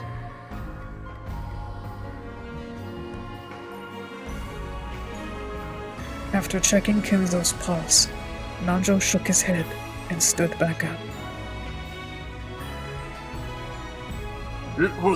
It was a peaceful death. I don't think he had any regrets at all.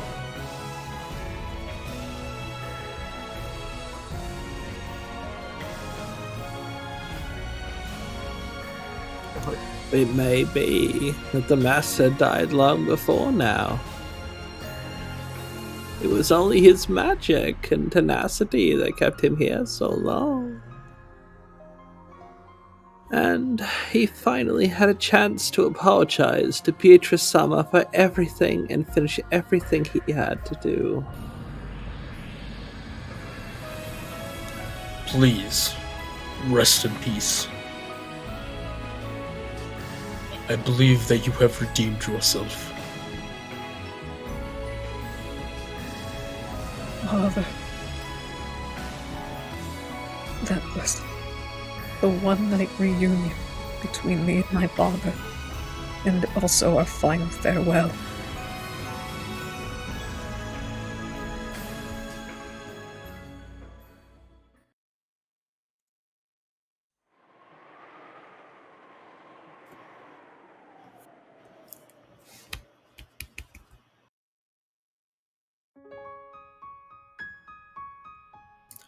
This gold all belongs to you now.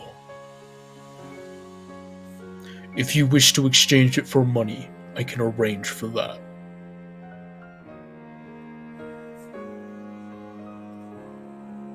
Here it's worth 20 billion yen. From here on, any of your dreams in this world can be granted with money.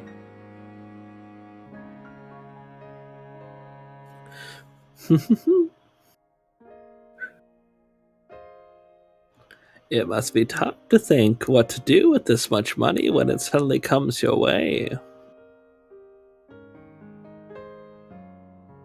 There is nothing I desire among the things money can buy.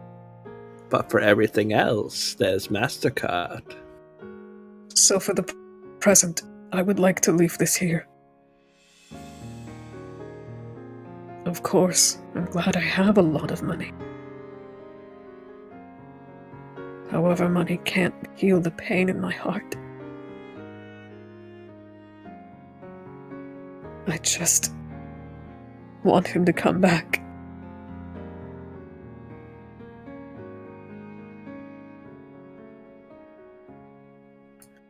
As you wish. Then it shall be left here. Also, take this key.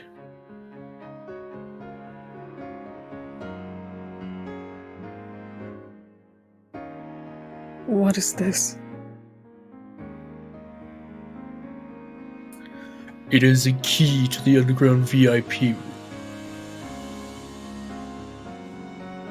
If you use this, you won't need to use that entrance contraption.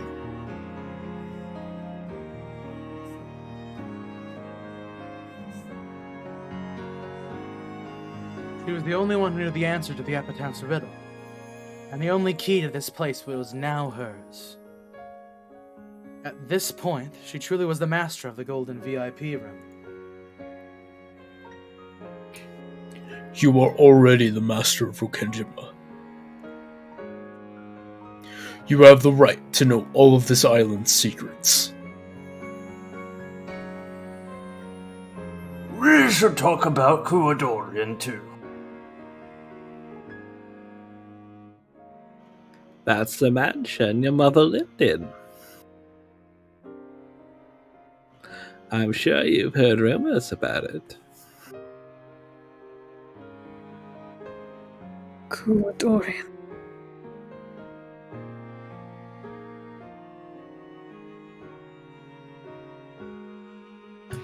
There are two mansions on this island, one at either end. One is the mansion we know well. The other is a hidden mansion known as Kuadorian.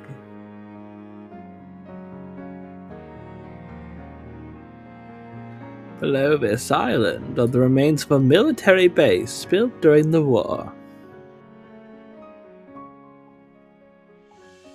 The master used them to travel between two ends of the island.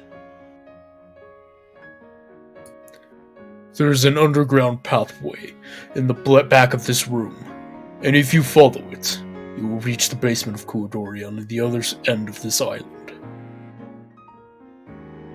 That is a secret mansion which only the master knew of. Of course, that mansion also now belongs to the new head. Is the mansion your mother lived in?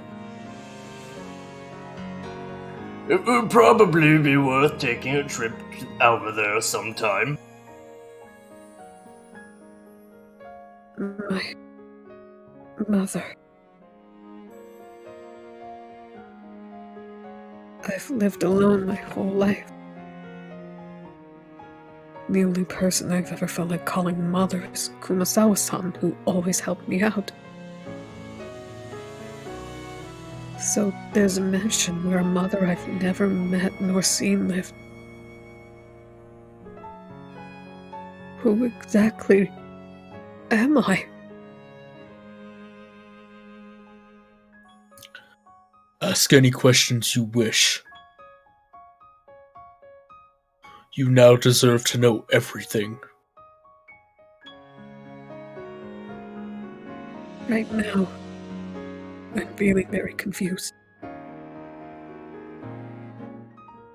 I don't even know where I should start asking questions.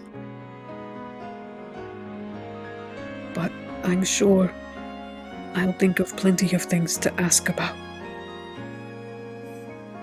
When I do, please tell me.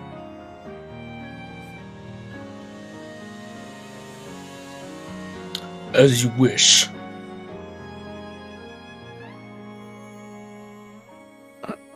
Also, being treated so respectfully like that is a bit uncomfortable. I'd be happier if you could talk to me the same way you've always done. If that is what you wish, then I will do so.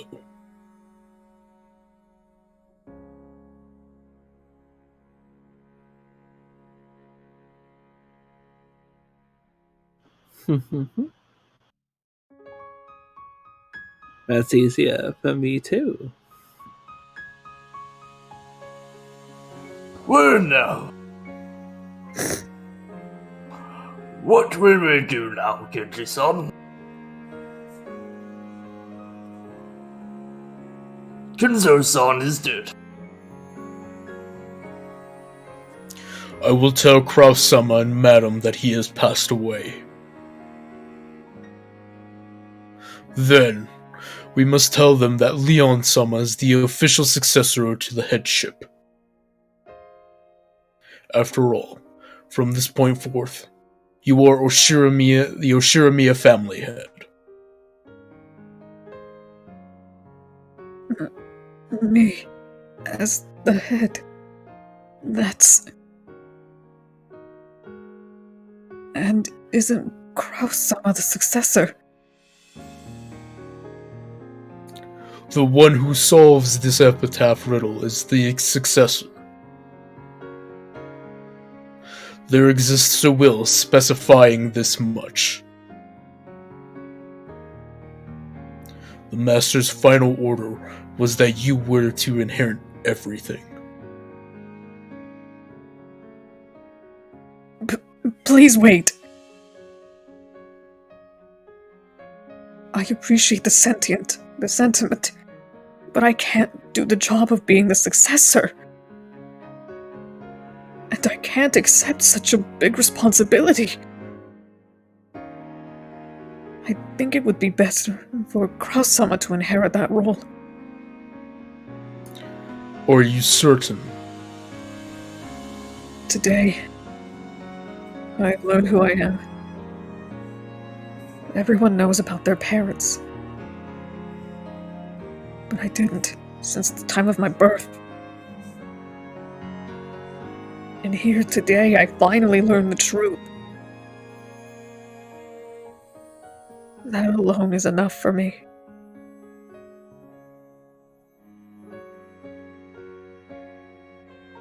If I suddenly became the Oshiramiya family head, how would Kraus-sama react?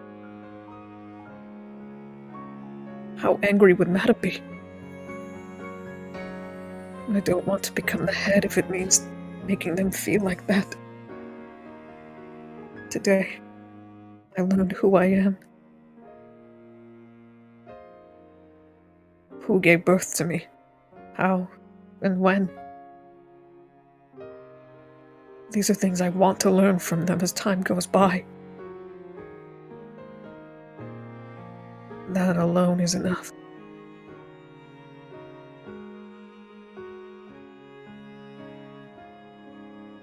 I am Leon.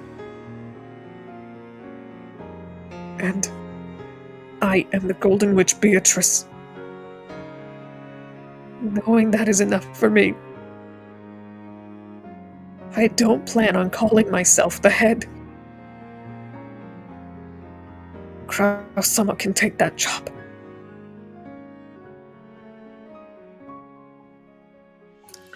Is that your order as the Oshiramiya family head? Yes. As you wish, Master. Then I will make it so.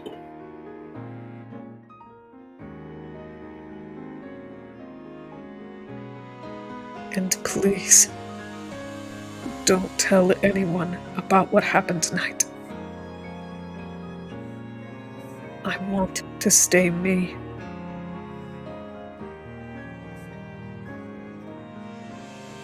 There's nothing I'd want to do with the Ushiramiya family head or the gold.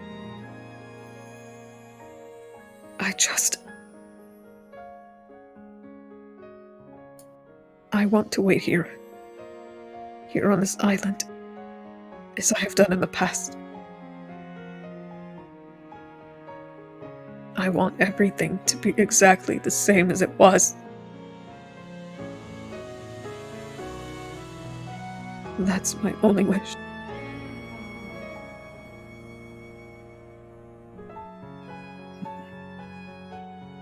As you wish, Master.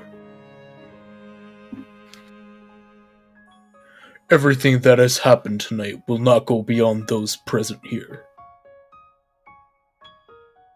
Kumasawa. Dr. Nanjo. That is the wish of the new head.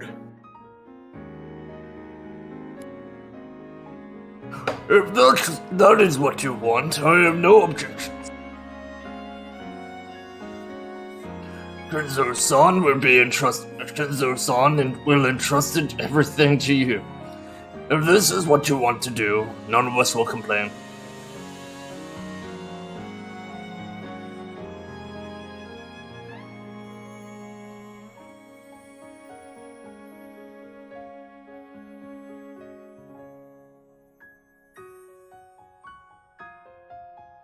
Shall you say exactly the same as it was? But do you really mean exactly the same? With no differences at all? Yes. We'll keep this a secret. This place and the gold will be sealed away. If I need money, I'll ask you about it then. That's enough for me. As you wish. The device leading to this place and the key both belong to you. And all of us swear to keep the events of this night a secret. Kurosama will be the successor. But in my heart, you will be the only true successor. As you have ordered, we will behave the same way we always have. But please order us whenever it suits you. You are my only master. Thank you very much.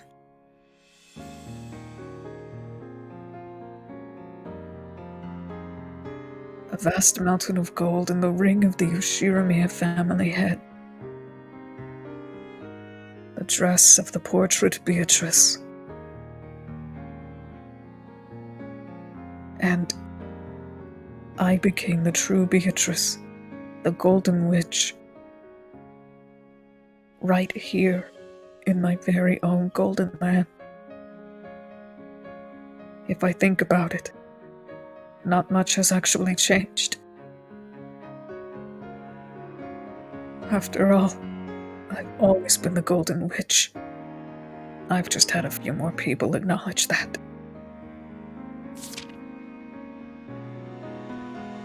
November 29th.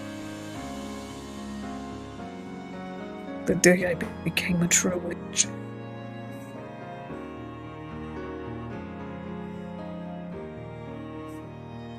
Oh, I am one, yet many. I am the Golden Witch, Beatrice. The true ruler of Rokenjima, and the possessor of endless gold. And yet, I am in no way complete. I await the return of the one person I love.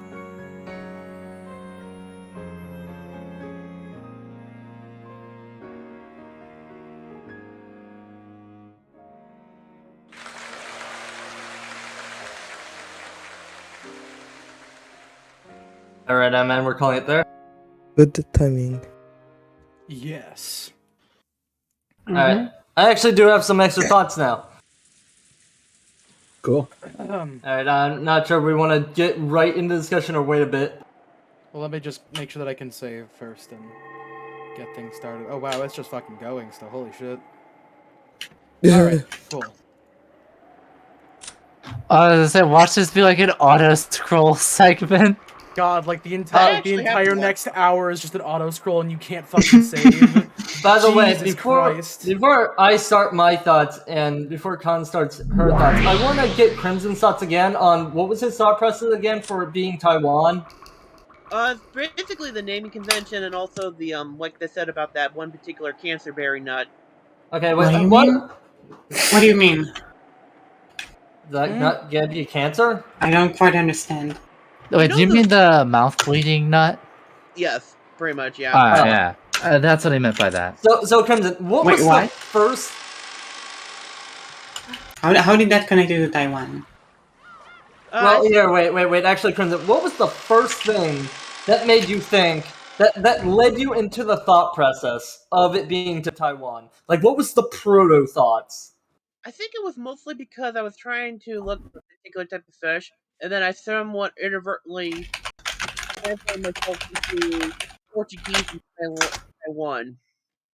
What? Bro, you just like you fucking it got a little. You just typed louder than your entire explanation. No, that was Rindy. What? Oh, you were very loud typing, Rindy. You kind of typed I'm over. sorry. Crimson. I saw. Very sorry. I somehow basically through thinking certain process and doing other things, I kind of basically end up to the concept sweet fish, water. Wait, Like what? translated What into processes? Yeah, no, like what got you there? It was mostly because I was translating certain things into other things, and I inadvertently ended up to the concept of Formosa, and then like, oh, Taiwan. Okay, so you already knew that. What? So Crimson, guys, so you already had an understanding that Formosa was Taiwan. Like you already knew that preemptively before you started this. Okay, Right. and so your translation led you to Formosa, which hit Taiwan. Mm-hmm. All right, so what made you think that led anywhere? That wasn't going to be a dead end? I thought it was kind of weird that I kind of ended up into that situation. Also, kind of similar to other words. And then I look at the geography and I'm like, oh, I noticed some weird things What when I weird was looking things? at the geography of like the rivers Hey, and the wait, what did Gansu you River. translate to get Formosa?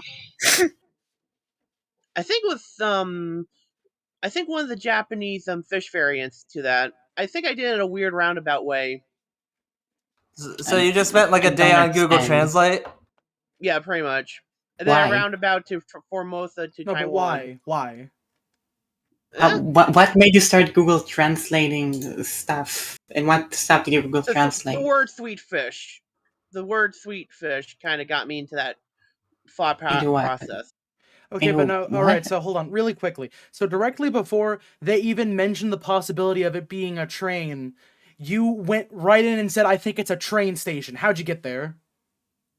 Oh, I was kind of looking at the rivers and go like, huh, I noticed some weird things with the similar naming process of the trains, stations and so forth on some of the rivers. What episode did you start looking into this? When they mentioned the concept of the sweet water and fish. So, What's like, that, episode episode 1? Yeah. I think it was around episode 3, technically. Okay, so whenever the characters started really discussing it. Mm-hmm. All right, that would make sense. Yeah, because like even in our notes, we were thinking like we were writing like well, I wrote what did I write? Sweetfish River could even be the name of a store or some other thing, an airport, a town itself, a hotel, maybe a restaurant. And like then we went over it through talking, and Crimson mentioned that it was possibly a train station. I could have said road or anything else like that. No, oh yeah, he said like road or highway. Yeah. So yeah, that's interesting. Now, was there anything else that you kind of thought? Like, did you think about the church at all? Did you get led there at all? No, not really. I was getting stumped right there. All right, so you got stumped at like the railway station stuff. I also mentioned I kind of got the first part, but I was getting stumped right around that point. Yeah, I think most of us kind of came up with Lord U, but like I was thinking, that's probably just a coincidence. The U. Sim, did you say that you actually came up with Ushiramiya in your head?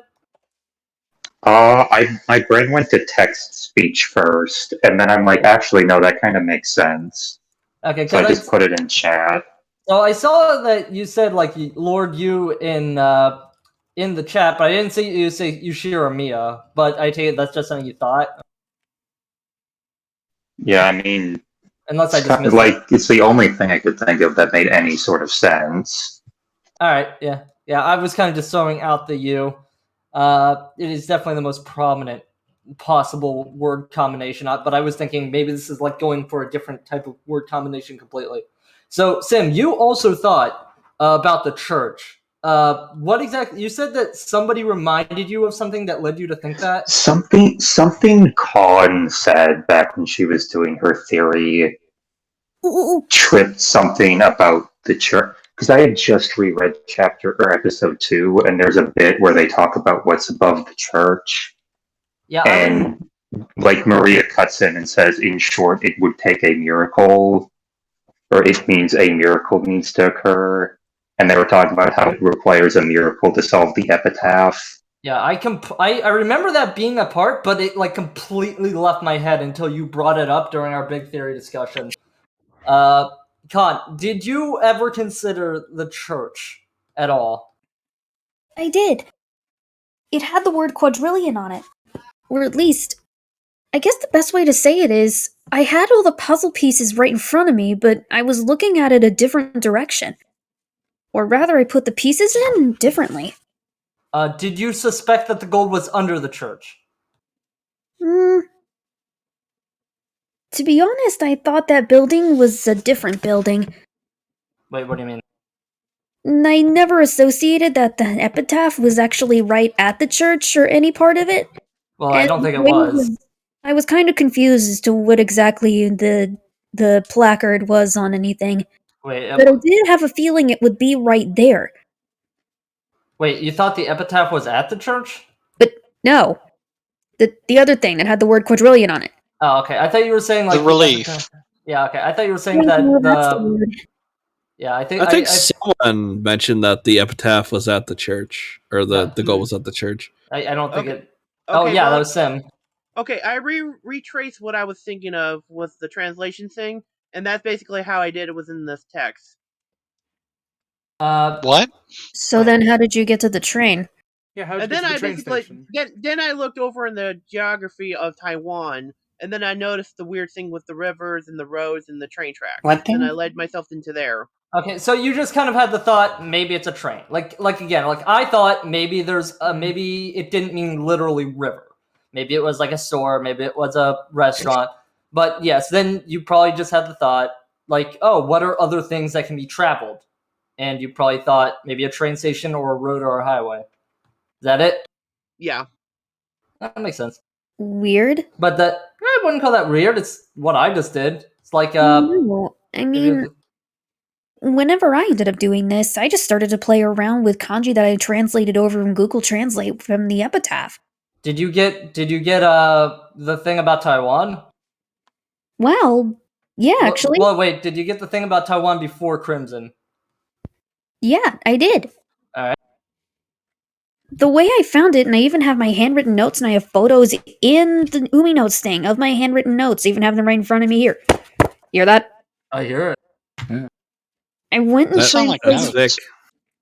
Yeah, it's actually a leather-bound notebook I got from my aunt. Booyah! Nice. Alright, so what's your thought process here? Okay, the way I started it was, I read back through the English version of the epitaph and I retranslated it into Japanese for the kanji.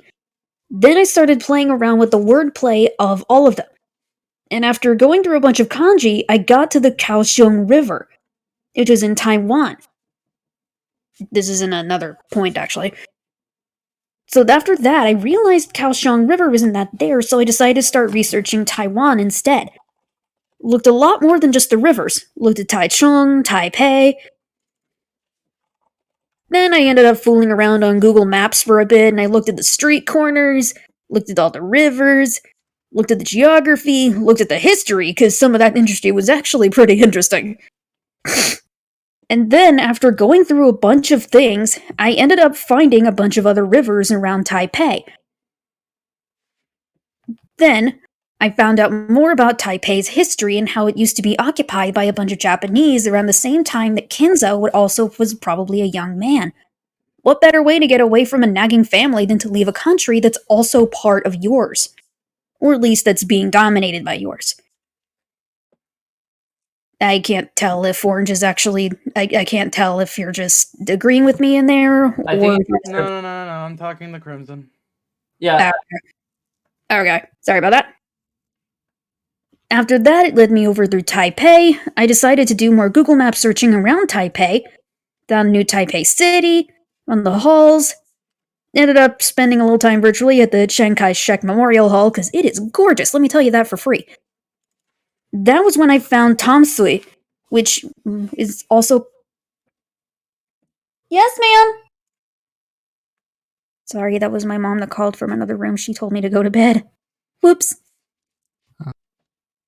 Well, I have work in the morning, so I'll make this quick. I mean, we could possibly do like a thing in the beginning of the next thing. I can make this quick. No. Basically, I found Tamsui, used to be known as Danshui. Then I found Freshwater River. So I realized that has to be a part of this. So then I started looking at everything involving a history and everything else about it that could possibly be it. Or at least involving the rivers. Then I remembered everything back in episode 3, where Ava translated it as something that was a river, but wasn't. And the only other thing I could think of that flows just like a river was a railroad. Because they go along and go the same way, north, south, east, west, just as other rivers. And they always carry the same things rivers do. That is impressive. That is impressive. Huh. After that, I started looking at a bunch of different railroads and everything in Taiwan. Damn it, where are you? Once I ended up doing that, I realized that some railroads actually resemble kind of riverways, but some of the... This is where I actually went and did some more research on the different kind of train lines. So how does a railroad flow like a river? The maps. When you look at maps, sometimes they basically have roadways and trains designed similar But also to the like river. but also like normal roads and stuff. Guys, Kanye has to get to sleep soon. Let her get her thoughts out. Go ahead. I mean in a metaphorical sense.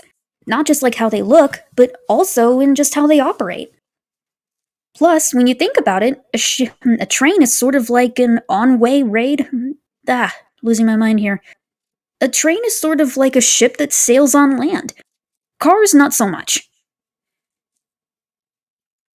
It's a one-way track. Yeah, because you have to, follow a specific track rather than being able to essentially go wherever you want.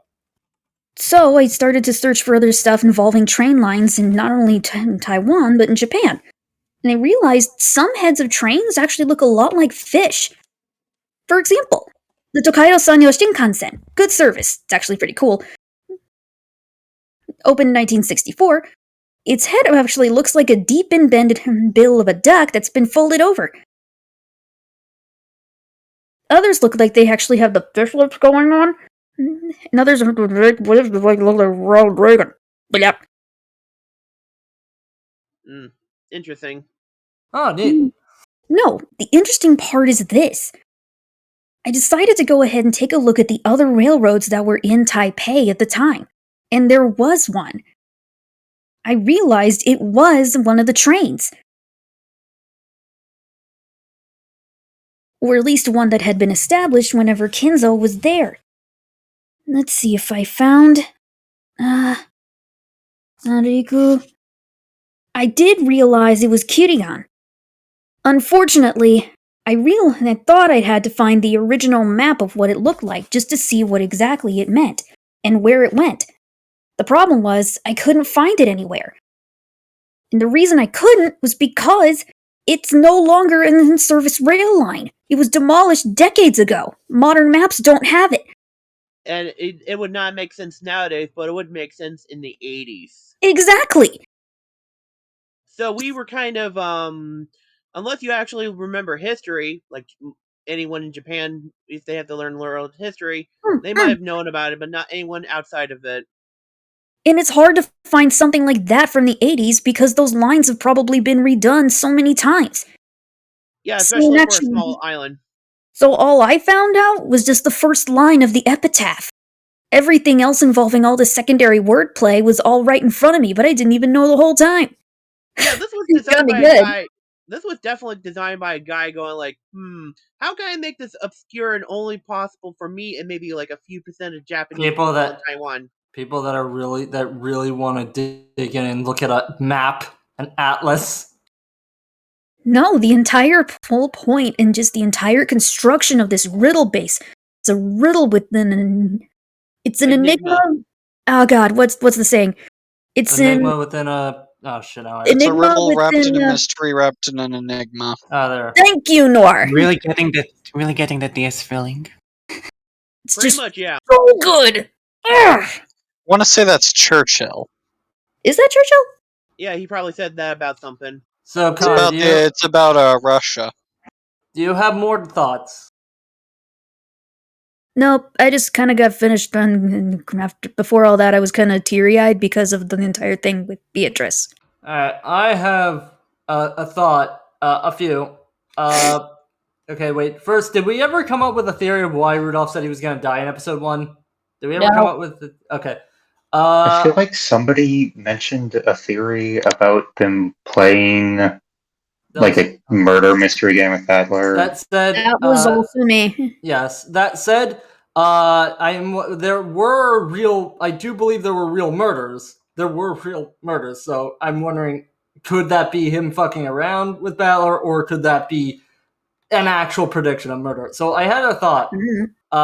One, that idea of this being like a murder mystery for Battler, could that have actually been Beatrice's idea, and that she paid them in gold to go along with it? You know, because she's doing that for Battler. Could be, or it could be something else, but who knows? I also had another thought, give me a second, about the actual murders. Could it be that the murders started taking place because somebody got greedy and wanted to take out the competition so that they can claim the inheritance for themselves? Could be, but I mean, that one's pretty obvious of it, maybe. You think that's the case? Especially if somebody else solves the riddle and then they get green-eyed jealousy. Now, also, do you think that the rival family will play any part in the murders? Yes. You do think that. Do you have any idea of how? I explained all of this when. Sorry, I'm finishing up the design. Then I forgot. I believe Khan said that she thought Kyrie would be the culprit. Yeah, it's in my big theory and everything, and it's still in the documents in B's corner do the quiz stuff. Mm-hmm. Alright, cool. So you think it's Kyrie? Yes. Seems like a bunch of us thought that. I mean, I also put that down. Oh, I didn't think it was Kyrie at all. But that said, I'm going on. All I can do is provide little ideas. Like, I cannot keep all this information in my head. I'm not for sure 100%, but maybe in different scenarios. And I can't really dedicate my time to re-looking at Umi stuff. I just thought all of the you should be ready to kill for what you believe in stuff to be just like real big hints about it being Kyrie. If she was given the opportunity and the willpower. Anyway, that's the little thoughts I can give out. I'm done with thoughts. Alrighty then. Okay. Anybody else want to give a thought? Yeah, I want to say sorry for making the stupid joke. I keep forgetting how seriously you guys take this stuff. No, and it wasn't funny. I'm sorry. I will say, I'm really good at getting back in the moment. It didn't really break anything for me, and it did actually make me laugh. But yeah, probably should keep that to the chat for the other. I just want to say that like the last Kumasawa line was her being like, guess how much like cool stuff you can do with all the money you have. And then just suddenly the tone just took a massive whiplash, and then it didn't make sense. But I thought that it would be like a kind of joke that, if it was the modern day, that Kumasawa could say, but it was stupid. Okay. Yeah, I would say don't beat yourself up over it. People are talking about Alrighty taking then. my roles away, and I'm nervous. Oh no, they're not. Don't be they're not serious. nervous. They're not serious. That leads into problems. Alrighty then. We're gonna go ahead and wrap things up now. Good night, everyone. Thank you all very much for joining Good us. night. Bye bye, me.